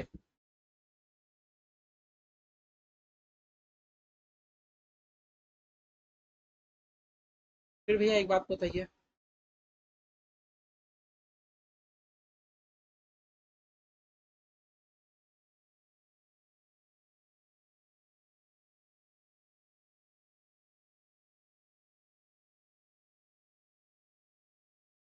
जब भी हम लोग भैया अपना कैश फ्लो बनाते हैं, हम लोग कैश फ्लो में हम लोग जब अकाउंटिंग करते हैं, मैंने आप लोग को बताया क्या कहीं पर भी, मैंने आप लोग को कहीं पर भी बताया क्या चैप्टर 1 या चैप्टर 2 में, कि भैया हम लोग का जो अकाउंटिंग होता है कैश बेसिस पे नहीं होता, एक्रूअल बेसिस। हमारा जो भी अकाउंटिंग होता है, अकाउंटिंग हमारा भैया कैश बेसिस में नहीं होता, एक्रूअल बेसिस में होता है। एक्चुअली होता क्या है ना, अकाउंटिंग करने के दो तरीके हैं। एक होता है कैश बेसिस, एक होता है एक्रूअल बेसिस। एक्रूअल बेसिस हम लोग को लॉ क्या बोलता है, लॉ क्या बोलता है कि हम लोग सब क्या फॉलो करते हैं, कि अकाउंटिंग करना है तो एक्रूअल बेसिस में है। हम लोग क्या करते हैं भैया, अकाउंटिंग करना है तो एक्रूअल बेसिस में। एक्रूअल में क्या होता है ना, कैश कब मिला नहीं मिला उससे मतलब नहीं होता। आपका कोई एक्सपेंस होने वाला था, रिकॉर्ड कर दो। आपका कोई इनकम होने वाला था, रिकॉर्ड कर दो। भैया मैंने तो अभी तक पेमेंट नहीं किया, जब करोगे तब देखा जाएगा। अभी हमने पेमेंट नहीं किया ना, रिकॉर्ड कर लो। जबकि भैया कैश बेसिस में क्या होता है, जब कैश मिला तभी रिकॉर्ड करेंगे, जब कैश जाएगा तभी रिकॉर्ड करेंगे। तो भैया ऐसे हम लोग अकाउंटिंग तो करते हैं एक्रूअल बेसिस में, हम लोग अकाउंटिंग करते हैं एक्रूअल बेसिस में। लेकिन भैया अभी हम लोग कैश फ्लो बना रहे हैं, कैश फ्लो में हम लोग खाली कैश पे फोकस करेंगे। कब कैश आ रहा है, कब कैश जा रहा है, तभी हम लोग का कैश फ्लो बनेगा। ठीक है, तो एक बात याद रखो, कैश फ्लो स्टेटमेंट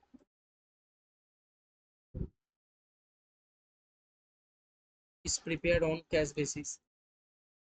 हमारा जो कैश फ्लो स्टेटमेंट है is prepared on cash basis, ये कैश बेसिस में प्रिपेयर होता है, cash basis and not on accrual basis.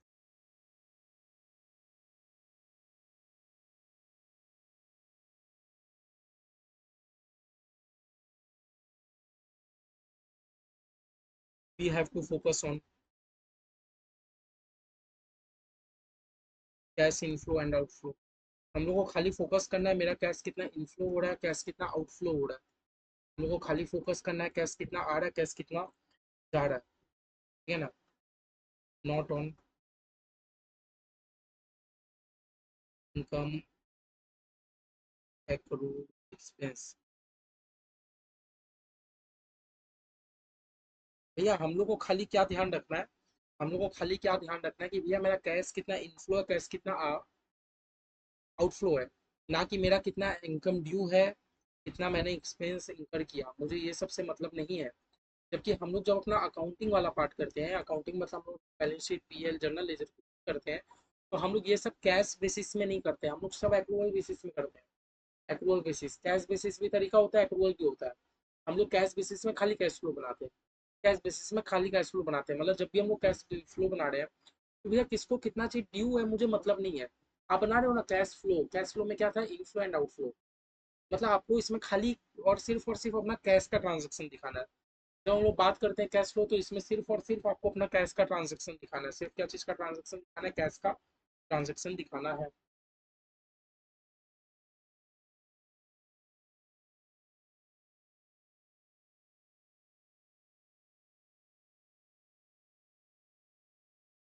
मतलब खाली आप लोग को हर जगह, आप लोग को पूरे कैश फ्लो में, आप लोग को पूरे कैश फ्लो में एक ही चीज का फोकस रखना है, आपका कितना इनफ्लो है, कितना आउटफ्लो है। चलो हम लोग कुछ एग्जांपल देखते हैं। आप लोग को अपने पूरे कैश फ्लो में एक ही चीज फोकस करना है, कितना इनफ्लो है, कितना आउटफ्लो है, कितना इनफ्लो है, कितना आउटफ्लो है। ठीक है, example one, 10,000 equity share of 10 each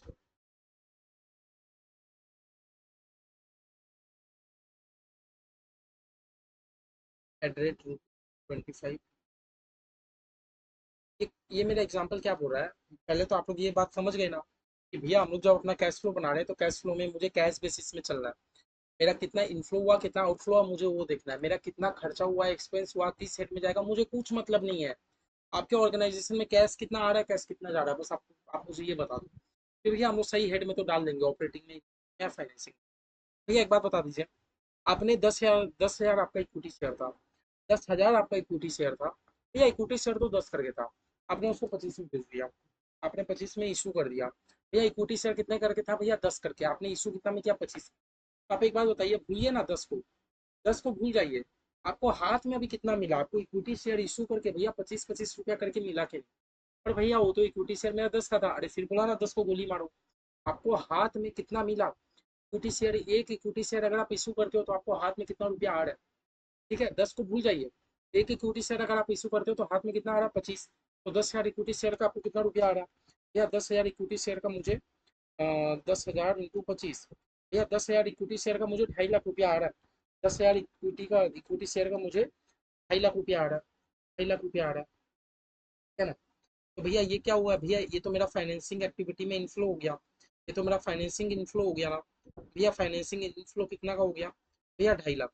अभी आप लोग बस मुझे ये बताते चलिएगा कि इनफ्लो हुआ है कि आउटफ्लो हुआ है। हम लोग बस खाली ये एग्जांपल देख रहे हैं कि भैया हम लोगों ने ऊपर में पढ़ा ना कैश बेसिस, इसी का हम लोग एग्जांपल कर रहे हैं। तो भैया सबसे पहले हमने एग्जांपल क्या देखा कि हमारे कंपनी ने 10,000 इक्विटी शेयर इशू किया, बट इक्विटी शेयर तो 10 रुपया करके था, उन्होंने 25 रुपये में इशू किया। तो मैंने क्या बोला, 10 को गोली मारो। आपको इक्विटी शेयर इशू करके कितना इन्फ्लो हुआ ये बता दीजिए। भैया 10,000 इक्विटी शेयर 25 रुपया करके इशू किया, भैया 2.5 लाख रुपया। तो 2.5 लाख रुपया मेरा इन्फ्लो तो है क्योंकि मुझे मिल रहा है। ये ऑपरेटिंग में कि इन्वेस्टिंग में कि फाइनेंसिंग में, फाइनेंसिंग में भैया, क्योंकि ये सब काम कंपनी अपने फाइनेंस इकट्ठा करने के लिए करती है। ठीक है, सेम टू सेम भैया एक एग्जांपल और, debenture of ₹100 each issue at rate 110 each. भैया 100 रुपए की डिवेंचर वो कंपनी 110 में इशू करती है। 100 रुपए की डिवेंचर वो कंपनी 110 में इशू करती है। तो भैया कोई बात नहीं, मेरा फाइनेंसिंग एक्टिविटी का इन्फ्लो कितना है, मेरा फाइनेंसिंग एक्टिविटी का इन्फ्लो 110 करके हुआ। तो ये नहीं मतलब है कि कंपनी ने क्या क्या नहीं किया, मुझे तो अभी 110 रुपये करके आ रहा है, मुझे तो बस इससे मतलब है। ठीक है ना। एक और एग्जांपल, कंपनी ने बाईबैक किया। आप लोग का सब एक्चुअली एक एक इंडिविजुअली चैप्टर है। बाईबैक ऑफ शेयर,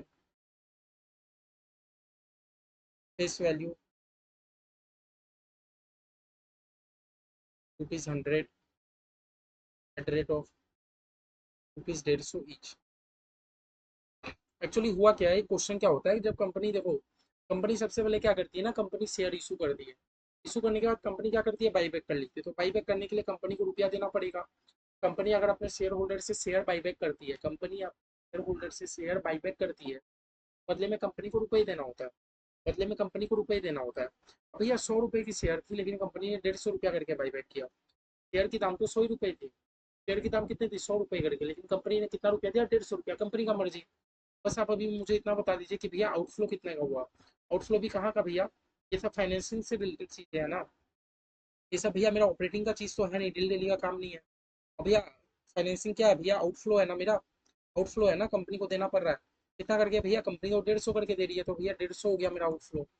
ठीक है ना। तो इसका मतलब, मेरा कहने का मतलब है कि आप कर रहे हो कैश फ्लो, कैश फ्लो में आपको खाली इनफ्लो आउटफ्लो, इनफ्लो आउटफ्लो, इस पे ज्यादा ध्यान देना है। समझ आया number.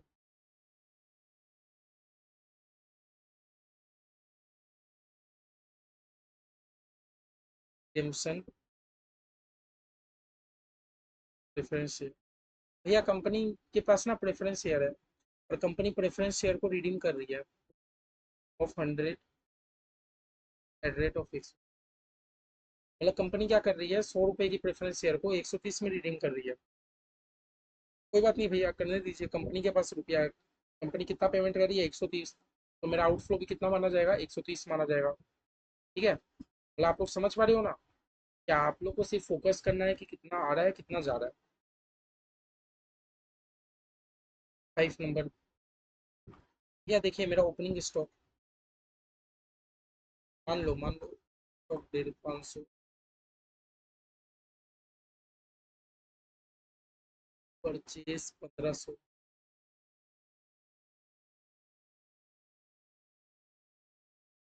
Closing stock,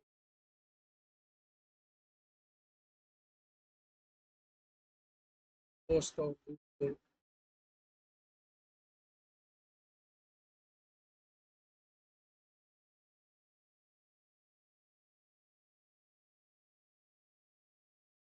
all purchases पेडिंग क्या?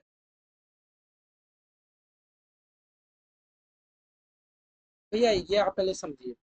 भैया opening stock, purchase, closing stock, cost of goods sold. Cost of goods sold क्या होता है हम लोग समझेंगे आगे चैप्टर में।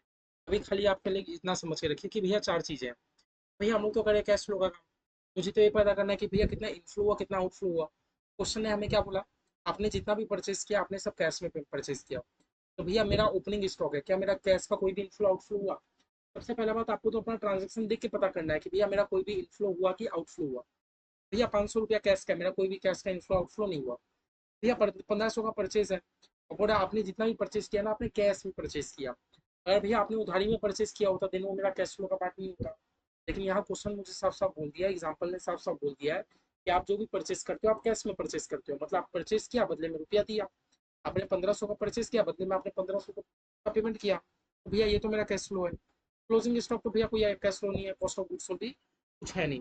देन भैया तो मेरा, आप परचेज करते हो तो मेरा आउटफ्लो तो है, मेरा आउटफ्लो तो है। आउटफ्लो कितने का है भैया? 1500 का है ना? 1500 का आउटफ्लो हुआ कि नहीं? लेकिन भैया ऑपरेटिंग का कि इन्वेस्टिंग का कि फाइनेंसिंग का? भैया आप परचेज कर रहे हो सेल कर रहे हो, ये सब तो मेरा भैया ऑपरेटिंग का आउटफ्लो है। ये सब कहाँ का आउटफ्लो है भैया? ऑपरेटिंग का आउटफ्लो है। समझ गए एग्जाम्पल है? फिर भैया एग्जाम्पल, मान लो ओपनिंग स्टॉक है 500,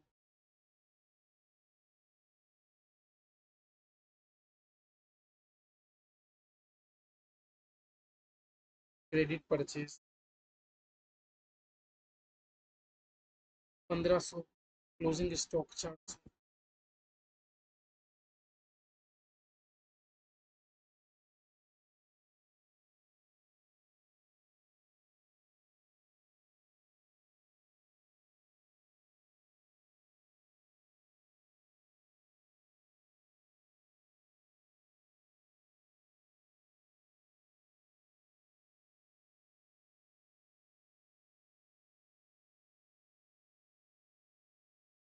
क्लोजिंग,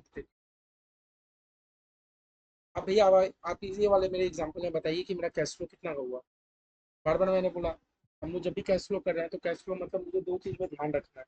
भैया मेरा कितना इनफ्लो होता है कितना आउटफ्लो होता है, और नथिंग। मुझे कुछ चीज़ों में ध्यान नहीं रखना, मुझे बस एक ही बात में ध्यान रखना है, मेरा कितना इनफ्लो है कितना आउटफ्लो है, कितना इनफ्लो है कितना आउटफ्लो है। आप बोलोगे ओपनिंग स्टॉक, ओपनिंग स्टॉक में तो कोई भी कैश फ्लो नहीं है। अच्छा क्रेडिट परचेस करो, उधारी में परचेस करो, मतलब अभी तक आपने पेमेंट नहीं किया, कोई भी कैश फ्लो नहीं है। क्लोजिंग स्टॉक में तो है ही नहीं, कॉस्ट ऑफ गुड्स सोल्ड में भी नहीं है। अच्छा ये ओपनिंग और क्लोजिंग में भी तो कोई कैश फ्लो नहीं है। तो भैया इसका मतलब क्या क्वेश्चन मुझे ऐसे ही दिया है? नहीं भैया कैश फ्लो है। आप एक बात बताइए, आप एक बात बताइए, क्वेश्चन में मेरा कैश फ्लो है, मुझे कुछ ट्रांजैक्शन का डिटेल दे के रखा है जिससे मैं कैश फ्लो पता कर पाऊंगा। क्वेश्चन में कुछ नहीं दिया है तो क्वेश्चन हमें क्यों दिया है ये बताइए?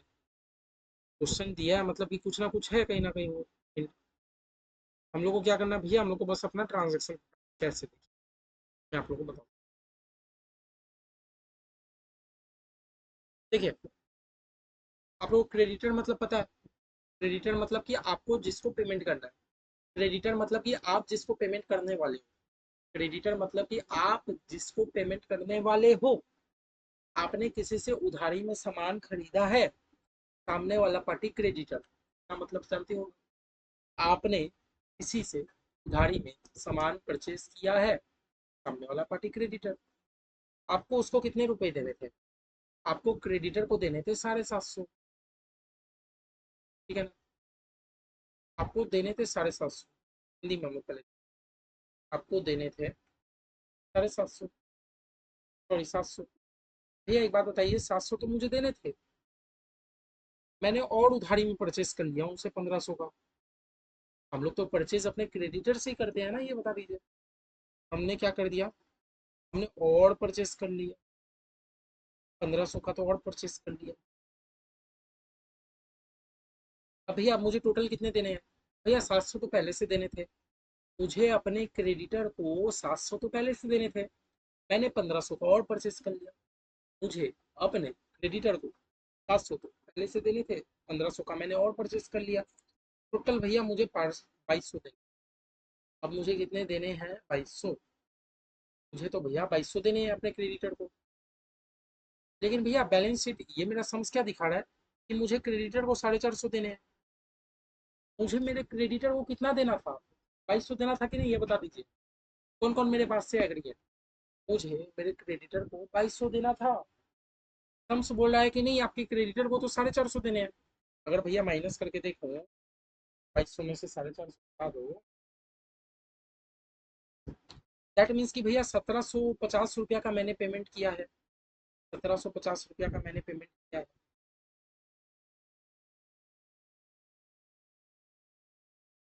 क्या बोल रहा हूँ, फिर से समझो। मैंने बोला कैश फ्लो में हम लोग अपना इनफ्लो आउटफ्लो को ही देखते हैं ज़्यादातर। भैया क्वेश्चन में तो इनफ्लो और आउटफ्लो कहीं मेंशन ही नहीं किया। मैंने बोला किया है। आप एक बात बताओ, आपको शुरुआत में अपने क्रेडिटर को 700 देने थे। आपको शुरुआत में अपने क्रेडिटर को 700 देने थे। क्रेडिटर मतलब जानते हो ना, जिससे मैं उधारी में सामान परचेस करता हूँ। भैया 700 तो मुझे देना है, अलग है। मैंने और 1500 का ले लिया। 800 तो पहले का दिया नहीं, 1500 का और सामान खरीद लिया। देखो ना, लिखा है क्रेडिट परचेज। क्रेडिट मतलब आपने उधारी में परचेस किया है। कैश परचेज अगर दे देता तब तो झमेला ही खत्म हो जाता। कैश परचेज दे देता तो इसका मतलब 1500 का कैश पेमेंट कर दिए। लेकिन भैया हमें तो क्वेश्चन में बोला ही नहीं। क्वेश्चन ने बोला आप तो उधारी में खरीदते हो। भैया 700 तो पहले से देना था, 1500 का मैंने और परचेस कर लिया। भैया अब हिसाब किताब से मुझे 2200 रुपये पेमेंट करने हैं। लेकिन भैया ये बैलेंस शीट क्या बोलता है, मेरा क्वेश्चन क्या बोलता है कि आपके तो अपने क्रेडिटर को क्लोजिंग क्रेडिटर 450 ही है। तो मतलब बचा कुचा रुपया मैंने पेमेंट कर दिया। बचा कुचा रुपया मैंने पेमेंट कर दिया। मैंने कितना पेमेंट कर दिया? 1750। मैंने कितना पेमेंट कर दिया भैया? 1750 पेमेंट कर दिया। इसका मजा आ रहा है? हम्म? मजा आ रहा है? पेमेंट कर दिया। कितना भैया? पेमेंट टू क्रेडिटर आप क्या पता करोगे सबसे पहले कि आपने अपने क्रेडिटर को कितना पेमेंट किया? देखिए भैया, ऐसे हम लोग आपने अपने क्रेडिटर को पेमेंट किया। भैया ओपनिंग क्रेडिटर, आपको अपने क्रेडिटर को 700 तो देना था। आपने 1500 का और परचेस कर लिया। लेकिन भैया लास्ट में 450 ही शो हो रहा है। दैट मीन्स कि भैया 1750 आपने पेमेंट कर दिया, है ना? भैया ये जो आपने पेमेंट किया यही तो है हमारा ऑपरेटिंग आउटफ्लो, है ना? आप अपने क्रेडिटर को पे करते हो, है ना? हमें क्वेश्चन में देखो ना, क्वेश्चन देख रहे हो, क्वेश्चन कैसे हमें साइलेंटली डेटा दे के रखा है कि आपने अपने जेब से कितना रुपया पेमेंट किया। बस हम लोग को ढूंढना आना चाहिए।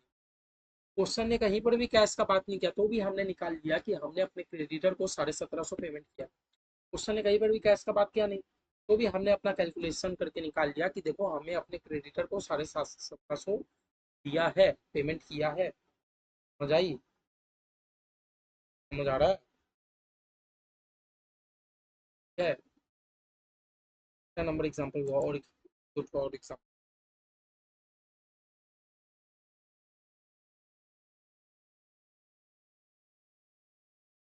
देखो इंटरेस्ट एक्रूड।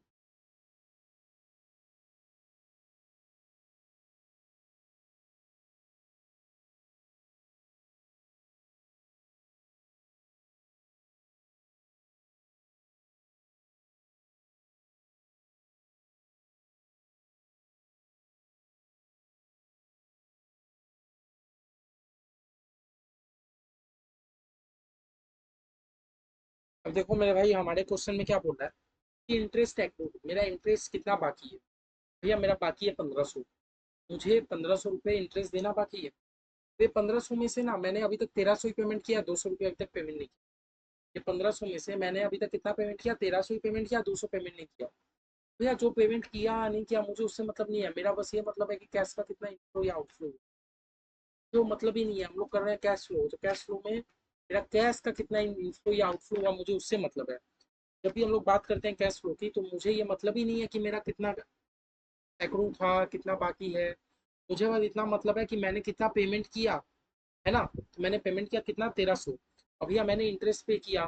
मैंने इंटरेस्ट पे किया। मैं इंटरेस्ट क्यों पे करूंगा? क्योंकि मैंने कहीं से लोन लिया होगा, तभी तो उसके बदले में मैं इंटरेस्ट पे कर रहा हूँ। तो भैया ये मेरा फाइनेंसिंग आउटफ्लो है। मेरा कितने का आउटफ्लो है? मेरा फाइनेंसिंग आउटफ्लो है। कितने का आउटफ्लो है भैया? 1300 का। समझ रहे हो?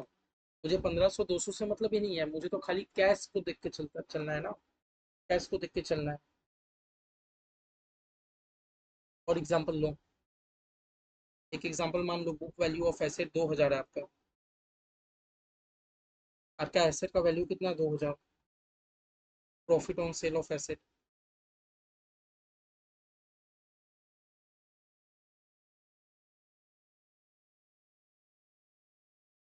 आपका एसेट का वैल्यू है 2,000 और आप वो एसेट को बेच रहे हो 200 के प्रॉफिट में। आपका एसेट का वैल्यू 2,000, आप वो एसेट को 200 की प्रॉफिट में बेच रहे हो, तो मतलब आपको कितना रुपया हाथ में मिला? 2200 मिला कि नहीं मिला, ये बता दीजिए। आपका एसेट की वैल्यू थी 2,000, आपका एसेट का वैल्यू था 2,000 और आप उसको 200 का प्रॉफिट में सेल करते हो। आपका एसेट था 2,000 का, 200 का प्रॉफिट में बेचते हो। दैट मीन्स कि भैया आपको हाथ में 2200 तो आया, आपको हाथ में 2200 रुपया तो आया। हाथ में 2200 आया ना, कैश आया कि नहीं आया? अब भैया किस क्या है भैया, इनफ्लो आया ना मुझे, मैंने सामान बेचा तो मुझे हाथ में तो आया।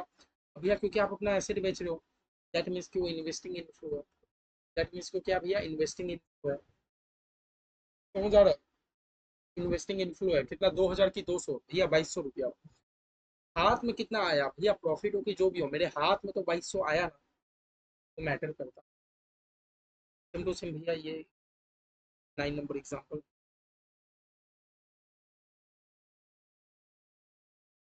Value of investment.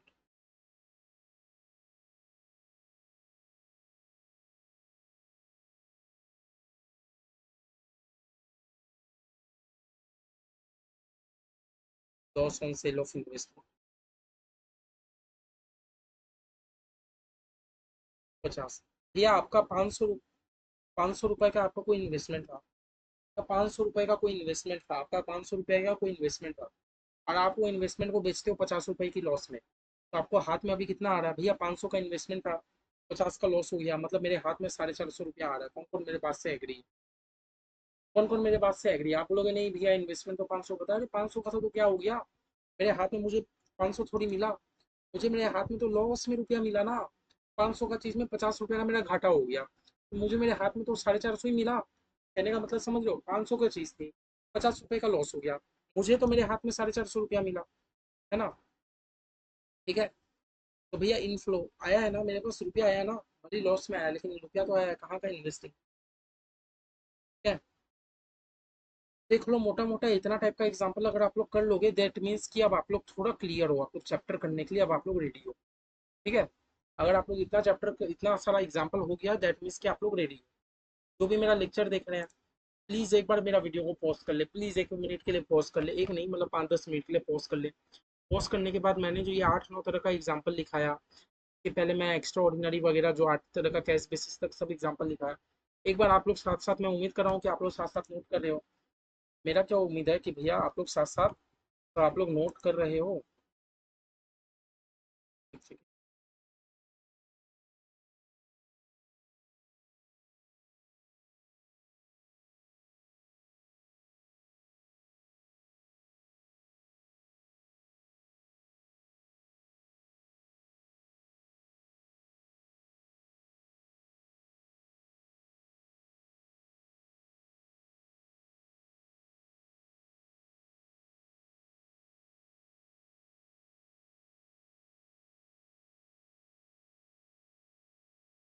नहीं ठीक है।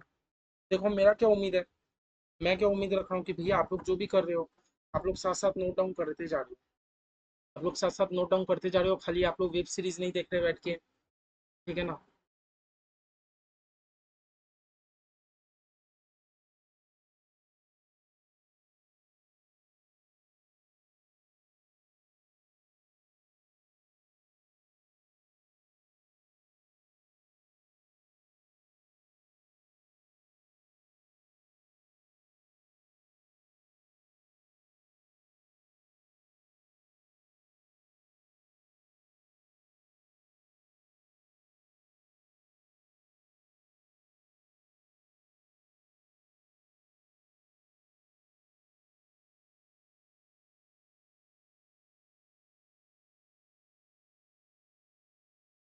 ठीक है।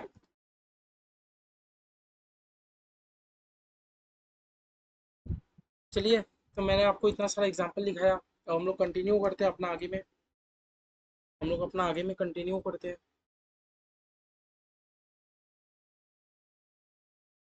ठीक है। आप लोग एक बार 2-4 मिनट का पॉज ले लो, पॉज करने के बाद एक बार आप लोग रिवीजन करके आओ, रिवीजन करने के बाद फिर हम लोग सम्स करते हैं आज का अपना। ठीक है। कितना मिनट हो गया अभी?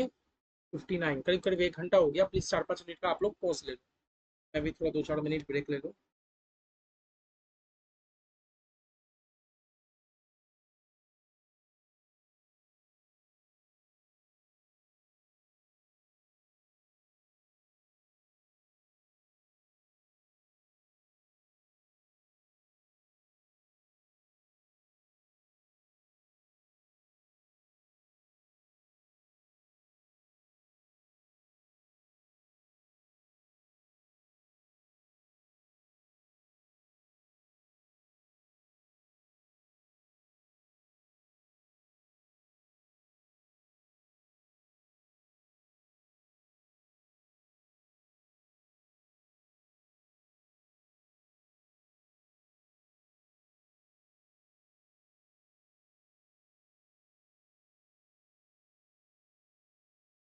चलिए अब शुरू करते हैं आगे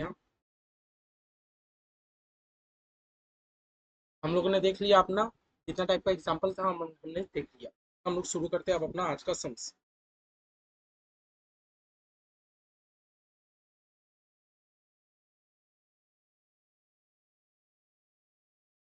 अब हम लोग असली में आज कैश फ्लो हम लोग शुरू करेंगे। अब हम लोग का ऑफिशियली शुरू हो गया है।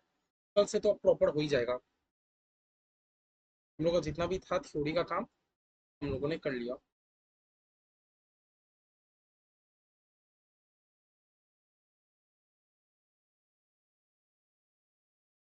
क्या लिखा है preparation of cash flow statement. देखो आप कैश फ्लो स्टेटमेंट करते हो, सबसे पहले आप याद रखना कैश फ्लो हमारा दो तरीके से प्रिपेयर होता है। बार बार बोल रहा हूँ हम लोगों ने अपना ऑफिशियली अभी से नहीं मतलब शुरू अभी से कर दिया। अभी जस्ट अभी तक जितना करा था सब थ्योरी था। और सब थ्योरी ऐसा नहीं है कि नहीं हमारे एग्जाम में तो प्रैक्टिकल आएगा हम थ्योरी नहीं करेंगे। वो नहीं समझोगे तो 110% गारंटी देता हूँ कैश फ्लो नहीं समझ। आप मेरा 5 बार लेक्चर देख लो 10 बार देख लो आपको कुछ समझ नहीं आएगा अगर आपने अभी तक का नहीं किया तो। जो भी करा रहा हूँ प्लीज सोच समझ के करा रहा हूँ। प्लीज कंटिन्यू आप लोग करते चले। देखो कैश फ्लो हमारा करने का दो मेथड होता है। एक होता है डायरेक्ट मेथड, एक होता है इनडायरेक्ट मेथड। कैश फ्लो करने का दो मेथड होता है, डायरेक्ट मेथड इनडायरेक्ट मेथड। आप लोग बहुत लकी रहे, बहुत लकी रहे तो आप लोग को एग्जाम में डायरेक्ट मेथड पूछेगा। और अगर आप लोग का नसीब बुरा रहा, बुरा क्या 95% बार एग्जाम में इनडायरेक्ट मेथड से सब पूछ। ये देखो होता क्या है ना डायरेक्ट और इनडायरेक्ट मेथड दोनों में बात एक ही होता है। और हम लोगों ने कल जो अपना कैश फ्लो किया था वो भी डायरेक्ट मेथड था, है ना। तभी आप लोग को मजा आ रहा था हाँ भैया कितना इजी था। कैश फ्लो करके मजा आ गया कितना इजी सम्स था। एक्चुअली सम से इजी था। अभी हम लोग इनडायरेक्ट में आए नहीं। जब आप लोग इनडायरेक्ट में आए हुए तब थोड़ा पता चलेगा। मजाक कर रहा हूँ लगेगा नहीं। हम लोग कॉन्सेप्ट धीरे धीरे करेंगे ना सब हो जाएगा।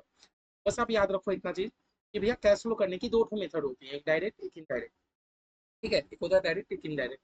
बहुत लकी रहे तो आपके एग्जाम में डायरेक्ट मेथड पूछेगा, नहीं तो 95% चांस है कि एग्जाम में इनडायरेक्ट मेथड आएगा। तो भी हम लोग अपना डायरेक्ट मेथड से कंटिन्यू करते हैं। हम लोग डायरेक्ट मेथड से कंटिन्यू करते हैं के बाद हम लोग अपना इनडायरेक्ट मेथड को पकड़ेंगे। आज हम लोग अपना डायरेक्ट मेथड का एक सम सॉल्व कर लेते हैं। कल हम लोगों ने एक मेथड एक सम्स किया था ना डायरेक्ट मेथड का। आज एक और कर लेते हैं। फिर उसके बाद हम लोग अपना इनडायरेक्ट मेथड पकड़ेंगे।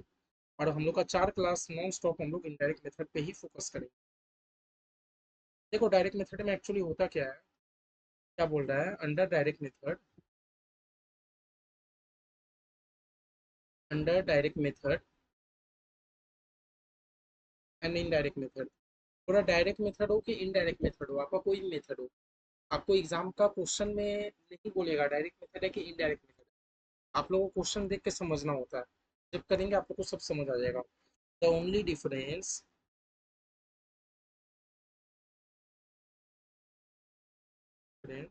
In cash flow from operating activity.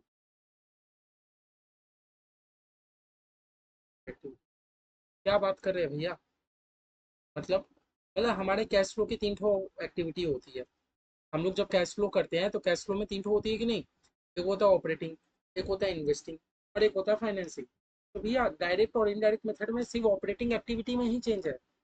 Direct में जाओ कि इनडायरेक्ट में जाओ, दोनों में हम लोग का सिर्फ ऑपरेटिंग में चेंज होता है। बाकी इन्वेस्टिंग और फाइनेंसिंग को फर्क नहीं पड़ता आप डायरेक्ट करो कि इनडायरेक्ट। मतलब आपका सिर्फ ऑपरेटिंग एक्टिविटी चेंज होता है। खाली ऑपरेट चेंज भी नहीं होता, आंसर दोनों में एक ही आता है।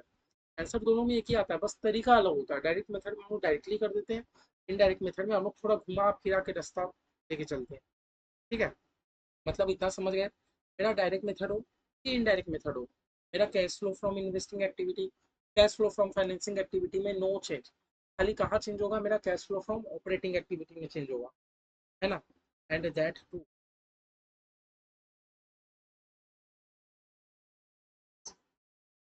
Up cash generated from.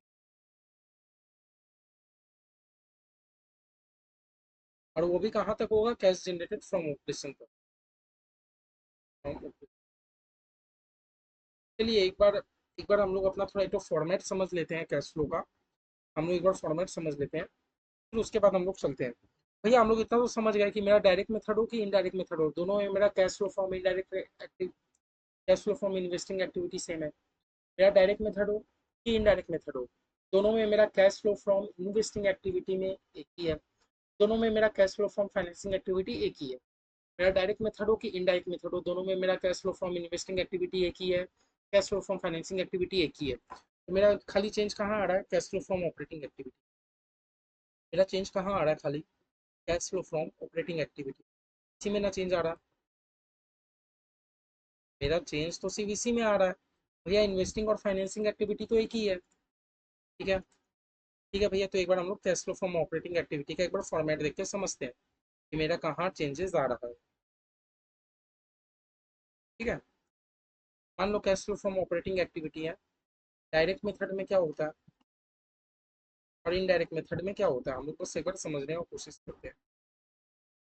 Direct method में क्या होता है और इनडायरेक्ट मेथड में क्या होता है, एक बार हम लोग समझने की कोशिश करते हैं। नहीं समझ आया तो वापस समझेंगे।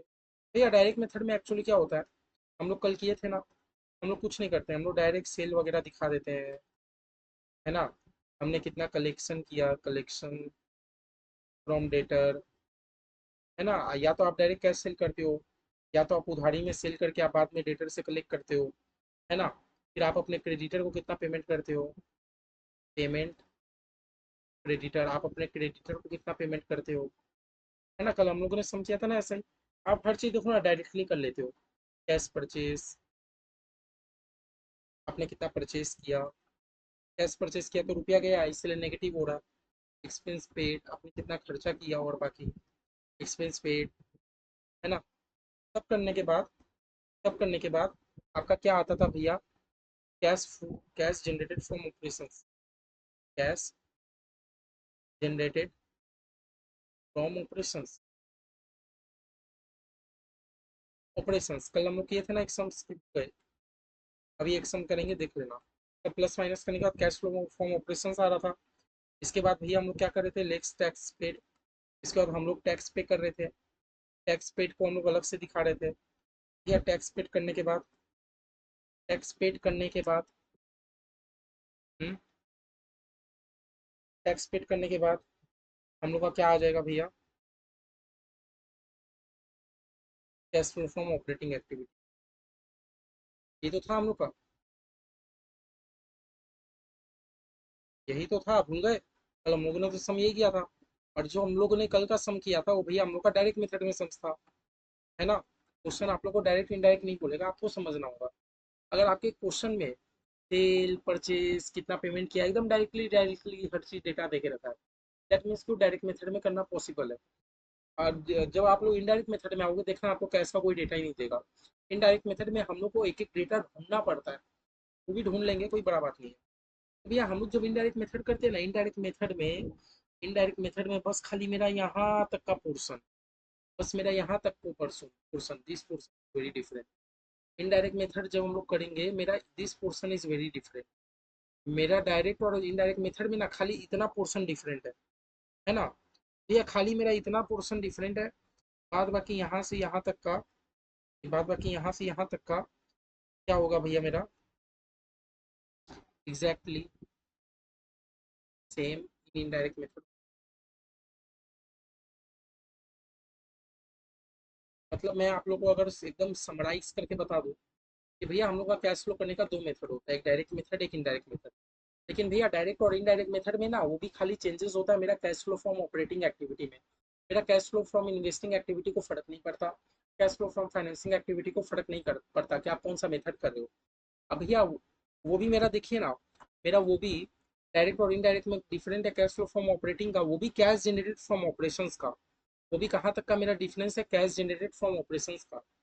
यहाँ तक ही मेरा डायरेक्ट और इनडायरेक्ट अलग होता है, उसके बाद मेरा एग्जैक्टली सेम होता है, एग्जैक्टली मेरा सेम होता है। भैया डायरेक्ट और इनडायरेक्ट मेथड कैसे पहचानेंगे, डायरेक्ट मेथड में आप लोग एकदम हर चीज डायरेक्टली दे देगा, कितना रुपया में आपने सेल किया, कितना परचेज किया, कितना आपने पेमेंट किया। इनडायरेक्ट मेथड में इतना ईजी नहीं देता है, थोड़ा हम लोग को दिमाग लगाना पड़ता है। तो आप लोग समझ गए, आप लोग समझ गए। आप लोग जरा सा एक दो ठो बात नोट कर लेना, इन लोग बार बार रिक्वेस्ट है, आप लोग नोट बना रहे हो, अगर नहीं बना रहे तो प्लीज मेरे से मांग के आप लोग खाली टाइम में बना लिया करो, ठीक है ना।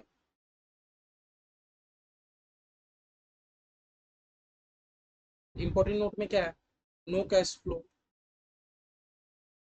इन द बिलो ट्रांजेक्शन।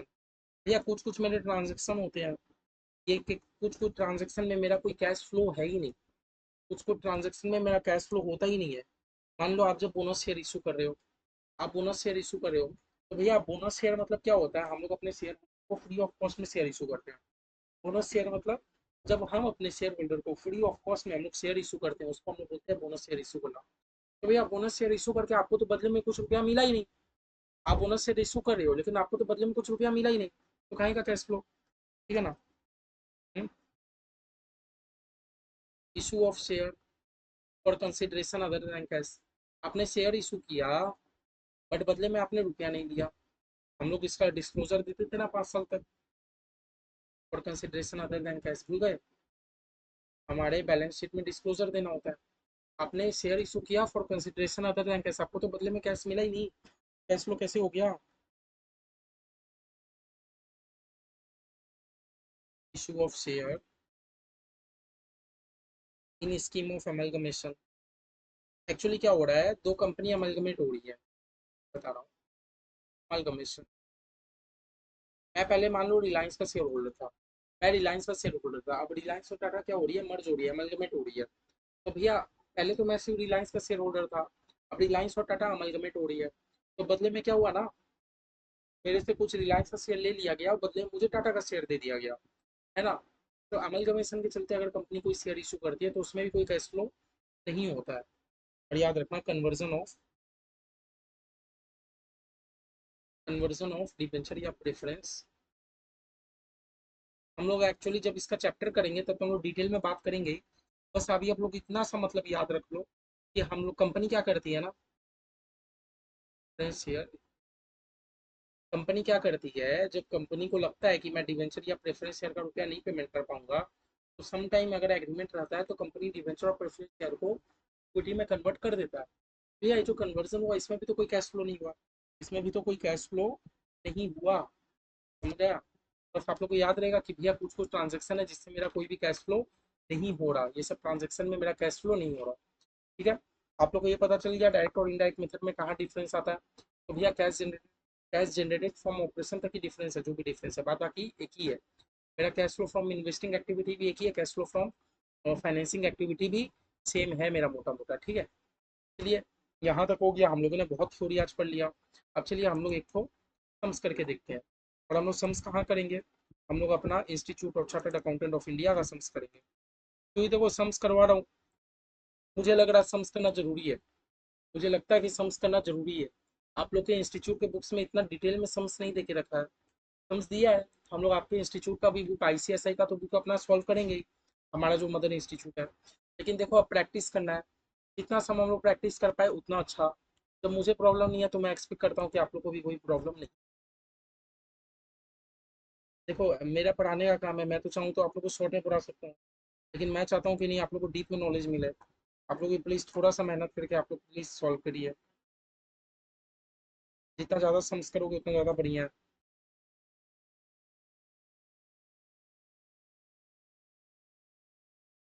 इसी नहीं कराऊंगा, थोड़ा बहुत सम्स कराऊंगा आईसीआई के, जो जो मुझे लगता है कि नहीं इंपॉर्टेंट है, कराने चाहिए, ठीक है। हम लोग सिर्फ फॉर्मेट बना ले रहे हैं, पर्टिकुलर डिटेल्स इन माउंटेन।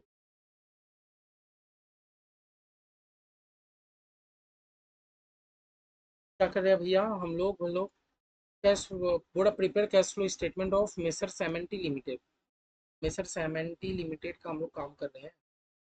तो cash flow statement of Messrs सेमेंटी limited for the year ended 31 March 2021, cash statement of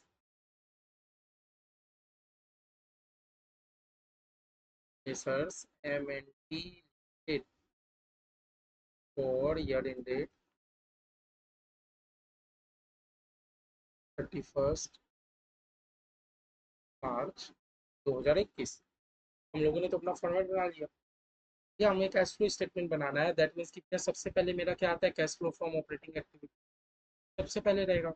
आप लोग उल्टा पुल्टा मत कर देना कि पहले इन्वेस्टिंग फिर फाइनेंसिंग फिर ऑपरेटिंग, नहीं, सबसे पहले मेरा ऑपरेटिंग रहेगा, ऑपरेटिंग के बाद इन्वेस्टिंग रहेगा, इन्वेस्टिंग के बाद फाइनेंसिंग, उल्टा पुल्टा मत कर देना।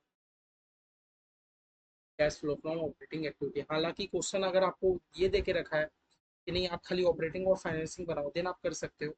अदरवाइज हमारा फॉर्मेट क्या बोलता है, पहले ऑपरेटिंग रहेगा, फिर इन्वेस्टिंग रहेगा, तभी आपका फाइनेंसिंग आएगा। ठीक है, इसलिए हम लोग सम्स देखते हैं। ठीक है, सम्स क्या बोल के रखा भैया, सम्स तो बोल दिया कैश फ्लो स्टेटमेंट आप बनाओ, लेकिन भैया आप डायरेक्टली मेथड की इनडायरेक्ट मेथड, क्योंकि भैया देखो ना क्वेश्चन ना बहुत चीज़ आपको डायरेक्ट डायरेक्ट दे के रखा है। क्वेश्चन आपको डायरेक्ट डायरेक्ट दे के रखा है। अभी मैं आपको इनडायरेक्ट मेथड के कुछ मैं आपको एग्जांपल नहीं बता पा रहा, क्योंकि कल जब हम लोग अपना एक बार इनडायरेक्ट मेथड अपना समझ जाएंगे, देन तब मैं आप लोगों को बता पाऊंगा कि भैया क्या डिफरेंस होता है डायरेक्ट और इनडायरेक्ट मेथड। ठीक है, अभी तो आप लोग इतना याद रखो कि ये समझिए हमारा डायरेक्ट मेथड का होता है। क्वेश्चन का एक एक डेटा बस पढ़ते जाना। क्वेश्चन बोला कि कंपनी जो भी गुड सेल करता है सब कैश में करता है। दैट मीन्स कि भैया क्वेश्चन कोई भी क्रेडिट सेल नहीं करता, उधारी में नहीं बेचता।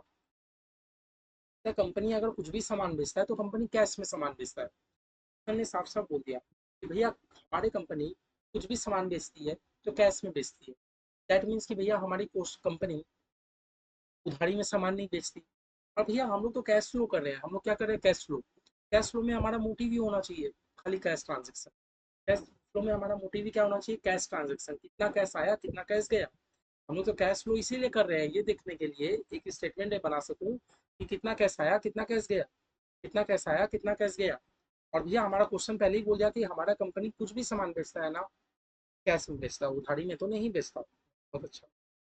दूसरा क्या बोलता है, ग्रॉस प्रॉफिट रेशियो है 30% और ग्रॉस प्रॉफिट अमाउंटिंग टू इतना।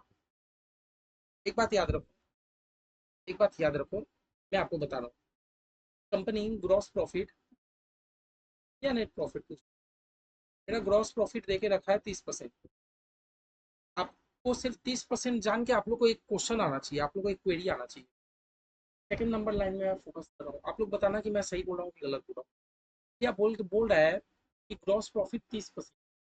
भैया 30% क्या चीज़ का है, आप लोग प्रॉफिट क्या चीज़ में कमाते हो। हम लोग जो बनिए लोग हैं, मैं तो नहीं हूँ बनिए, आप लोग जो लोग बिजनेसमैन के बच्चे हो, तो आप लोग एक बात बताइए, आप लोग के जो पापा है, आप लोग के घर में ऐसे बात होता है ना, भाई जी इस साल तो हम लोगों ने 1 लाख का सेल किया। हम लोगों ने कितना का सेल किया, 1 लाख। अच्छा प्रॉफिट कितना कमाया, 20% कमाया भाई। करते हो कि नहीं, बता दो, झूठ बोले झूठ बोला हो तो। अच्छा जो बिजनेसमैन नहीं है वो भी तो ऐसे ही बात करते हैं ना, कोई नया बात बोल रहा हूँ क्या, आप लोग बता दीजिए। सेल कितना का हुआ, 1 करोड़ का। अच्छा प्रॉफिट कितना कमाते हो, 15%। हम लोग क्या मानते हैं, 1 करोड़ का 15% प्रॉफिट यानी 15 लाख आपने प्रॉफिट कमाया, ऐसे ही होता है ना। भैया मेरा क्वेश्चन भी तो वही बोल रहा है, मैंने कितना ग्रॉस प्रॉफिट कमाया, 30% कमाया। क्वेश्चन मेरे को कहीं ना कहीं हिंट दे रहा है, क्वेश्चन मुझे कहीं ना कहीं हिंट दे रहा है सेल निकालने का। समझो समझो समझो बात को। क्वेश्चन मुझे कहीं ना कहीं हिंट दे रहा है कि भैया आप सेल निकाल सकते हो, आप सेल निकाल सकते हो। फिर से बोल रहा हूँ, हम लोग ऐसे बात नहीं करते, भाई जी इस साल का आपका सेल कितना हुआ। भैया सेल तो मेरा 1 लाख का हुआ। भैया प्रॉफिट कितना कमाया, 10%, इसका मतलब आपने 10 हजार का, 1 लाख में से 10%, 10 हजार का आपने प्रॉफिट कमाया। भैया क्वेश्चन ने हमें सेल का तो अमाउंट नहीं बताया, बट क्वेश्चन क्या बोलता है कि भैया मैं 30% का प्रॉफिट कमाया, मैंने 30% का प्रॉफिट कमाया। और मेरा, मैंने जो ग्रॉस प्रॉफिट कमाया, प्रॉफिट का अमाउंट है 3,82,500। तो मेरा एक बात बता दो, मेरा एक बात बता दो, आप मुझे एक बात बताओगे, मेरा एक बात बताओगे, बात बताओगे।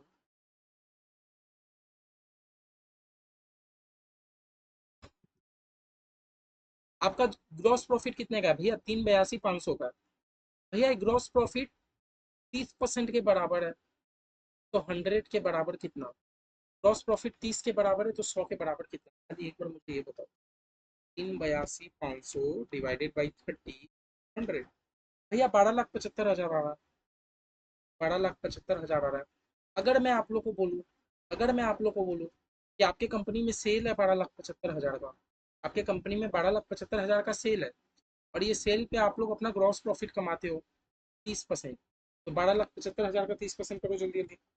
भैया आप लोग 382,500 का प्रॉफिट कमाते हो। देखो ना क्वेश्चन भी तो हमें यही दिया है, आप 382,500 का प्रॉफिट कमाते हो। हमने कैसे किया समझ आ रहा है।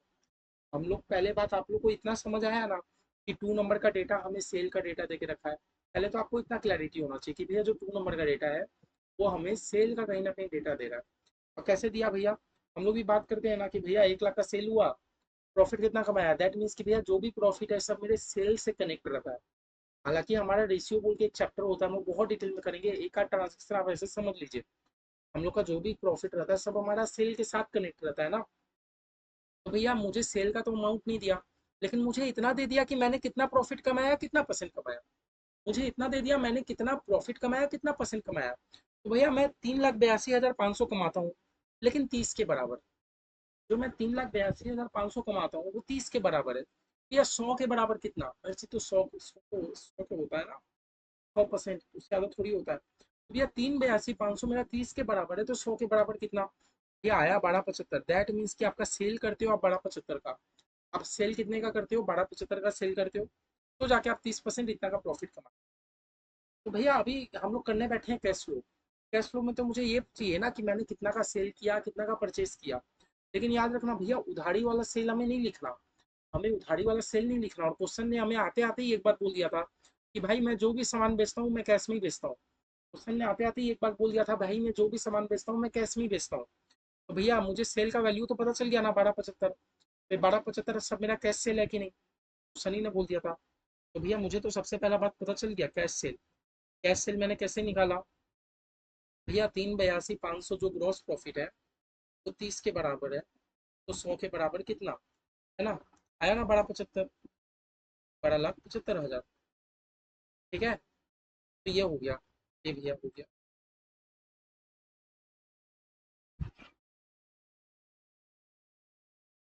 आइए आइए आइए आराम से।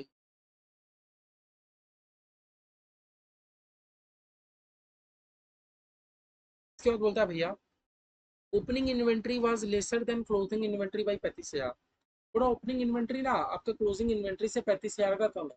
तो भैया कम है तो कम है, कम है तो है, इसमें तो मेरा कोई कैश फ्लो हुआ नहीं, इसमें तो मेरा नो कैश फ्लो।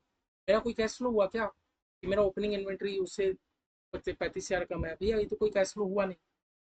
पूरा wages paid during the year 4,92,500। बार बार बोल रहा हूँ कैश फ्लो कर रहा हूँ, मेरा कैश आ रहा है कि जा रहा है, मुझे उस पर ही फोकस करना है। अब भैया इधर में मैंने वेजेस पे किया, इधर में मैंने वेजेस पे किया तो मेरे पास से रुपया गया ना, 4,92,500। अब भैया वेजेस पे मेरा ऑपरेटिंग का ही काम है। वेजेस पेड कितना पेमेंट किया मैंने, 4,92,500, 4,92,500। फिर पूरा ऑफिस का आपने कुछ एक्सपेंस पे किया, हाँ भैया पेमेंट मुझे देखना है 75,000 का, 75,000 और माइनस कर दो, आपके पास से रुपया गया ना। Office and selling expense paid, कितने का आपने एक्सपेंस पेमेंट किया, 75,000 का।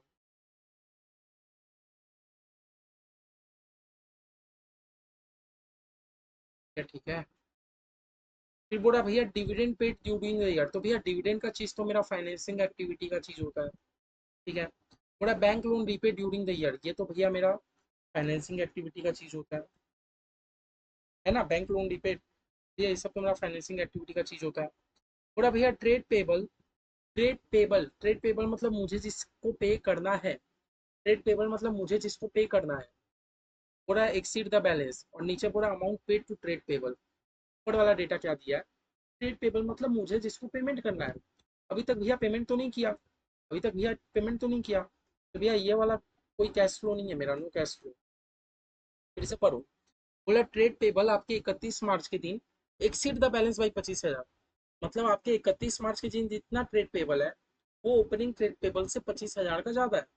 भैया रहने दीजिए ना, ये तो मेरा कोई कैश फ्लो नहीं हुआ, मुझे मैं तो बना रहा हूँ कैश फ्लो। भैया आप इतना बता दीजिए मैंने कितना पेमेंट किया, कितना रिसीव किया। अब भैया उसी के नीचे डेटा दे दे रहा, अमाउंट पे टू ट्रेड पेबल। आप ट्रेड पेबल को कितना रुपया पेमेंट कर दिए, 460। आप ट्रेड पेबल को कितना पेमेंट कर दिए, 460, है ना। आप पेमेंट टू ट्रेड पेबल, आप अपने ट्रेड पेबल को कितना रुपया पेमेंट करते हो ना, 460 आप पेमेंट करते हो। अमाउंट पे, पेमेंट टू ट्रेड पेबल, मैं अपने ट्रेड पेबल को 4,60,000 पेमेंट कर देता हूँ। ठीक है। फिर भैया पूरा टैक्स पे ड्यूरिंग द ईयर, टैक्स तो भैया मेरा उधर हो जाएगा। इन्वेस्टमेंट का बात बोला है, इन्वेस्टिंग एक्टिविटी या और कोई डेटा देके नहीं रखा, और कोई क्वेश्चन ने ऑपरेटिंग एक्टिविटी का तो कोई डेटा देके नहीं रखा। भैया मैं यहाँ तक कंप्लीट कर देता हूँ, कैश जनरेटेड फ्रॉम ऑपरेशन। हमारा क्या होता है भैया, सब करने के बाद कैश जनरेटेड फ्रॉम ऑपरेशन, यही चीज़ भैया हम लोग इनडायरेक्ट मेथड में थोड़ा डिफरेंस हो जाता है। मतलब कैश जनरेटेड फ्रॉम ऑपरेशन तक ही हमारा इनडायरेक्ट या डायरेक्ट एक्सपेंस का खेला है। कितना होता है भैया? 1275 में से 492 500 गया, 75,000 गया, 4,60,000 गया भैया, 2,47,500 बचा। और टैक्स पेड क्वेश्चन ने कहीं दिया था क्या? आपने कितने का टैक्स पे किया? आई तो भैया टैक्स पे ड्यूरिंग द ईयर 65,000 है ना। प्रोविजन फॉर टैक्सेशन, भैया प्रोविजन है कि क्या है मुझे उससे मतलब नहीं है, मुझे मतलब है कि मैंने कितना कैश पेमेंट किया। हम लोग बार बार गुणा कर रहे हैं कैश फ्लो, आपको पेमेंट या रिसीव से मतलब है। भैया मैंने 65,000 पेमेंट किया ना, आप 65,000 माइनस करो। दिस टैक्स पेड का टैक्स पे किया 65,000 आपने पेमेंट किया, और कुछ नहीं ऑपरेटिंग का। हम लोग क्लोज करते हैं। Cash flow from operating activity का लिख देंगे, कैश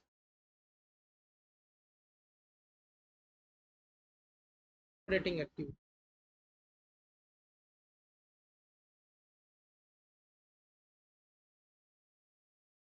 2,47,500 में 65,000 अगर जाता है तो 182,500 बचा। ठीक है, ऑपरेटिंग एक्टिविटी हो गया। और हमारा नेक्स्ट क्या बचा भैया? Cash flow from investing activity.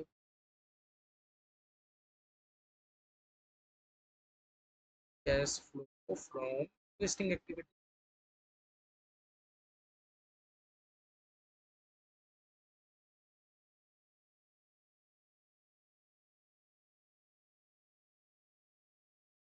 चलिए इन्वेस्टिंग एक्टिविटी का चीजें देख लेते हैं, हमारे क्वेश्चन में क्या क्या था भैया। हमारे क्वेश्चन में ही तो पूरा investment of 7 lakh sold during the year at a profit of 20,000।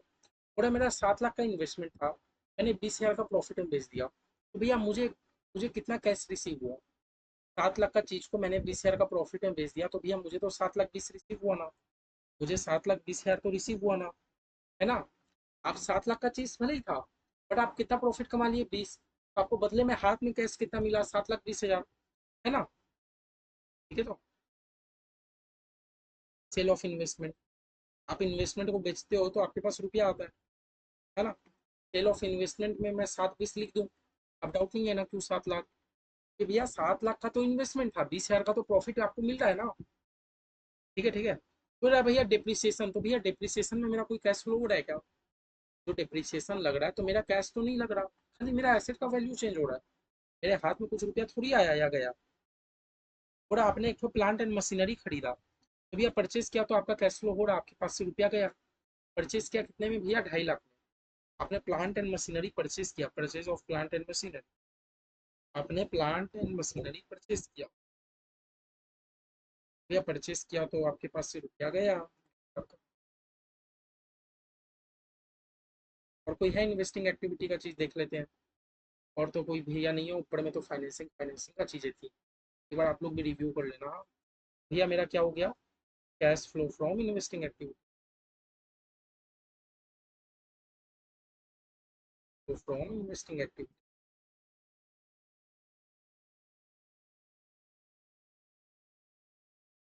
Investing activity में कितना हो भैया? 7,20,000 में 2.5 लाख गया अगर, तो 4,70,000 मेरा बचा।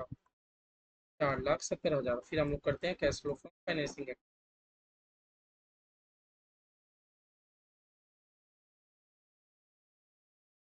Cash finance.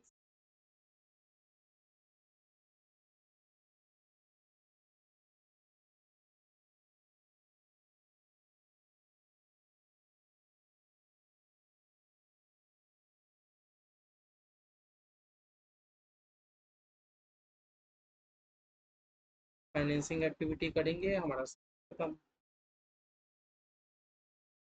ये भैया फाइनेंसिंग एक्टिविटी का चीज़ें देख लेते हैं क्या क्या है। देखो तो भैया मैंने डिविडेंड पे किया 30,000 का, ये मेरा फाइनेंसिंग एक्टिविटी का चीज़ है ना। डिविडेंड पे 30,000 का, भैया मैं डिविडेंड पे करता हूँ तो मेरे पास से तो रुपया चला गया, चला गया तो मैं माइनस में लिख देता हूँ 30,000। क्या भैया, तो ये भी हो गया मेरा। फिर बोला भैया आपने बैंक लोन रीपे किया, आपने बैंक लोन रीपे किया तो रीपे कर दिया तो आपके पास से रुपया चला गया ना। अब भैया कितना रीपे किया? 2,15। बोला जिसमें 15 इंटरेस्ट का इंक्लूड है, अच्छा बात है, आपके पास से रुपया कितना गया? 2,15 गया ना। ये 2,15 में ही 15 इंक्लूडेड है, 2,15 में ही इंटरेस्ट का 15 इंक्लूडेड है। ये 2,15 में ही 15,000 इंटरेस्ट का इंक्लूड है। तो आपके हाथ से कितना रुपया गया भैया? 2,15 तो गया ना। है ना। क्या लिखेंगे, bank loan repaid, bank loan repaid including interest. आप इंटरेस्ट इंक्लूड करके आप टोटल रुपया कितना पेमेंट करते हो, या 2,15 हम लोग पेमेंट करते हैं ना। हम लोग कितना पेमेंट करते हैं, 2,15,000। नहीं समझ आया, देखो ना लाइन पढ़ो। Bank loan repaid during the year 2,15,000, और ये 2,15,000 में ही आपको 15,000 इंटरेस्ट का इंक्लूड है, तो आप 2,15 पेमेंट करते हो। और तो भैया मेरा कोई फाइनेंसिंग इन्वेस्टिंग का कुछ डेटा नहीं बचा, ये तो ओपनिंग और क्लोजिंग का कैश देके रखा है, इसका देखते हैं। भैया मेरा फाइनेंसिंग एक्टिविटी भी खत्म। हम लोग क्या करेंगे, cash flow from financing activity. हाँ भैया,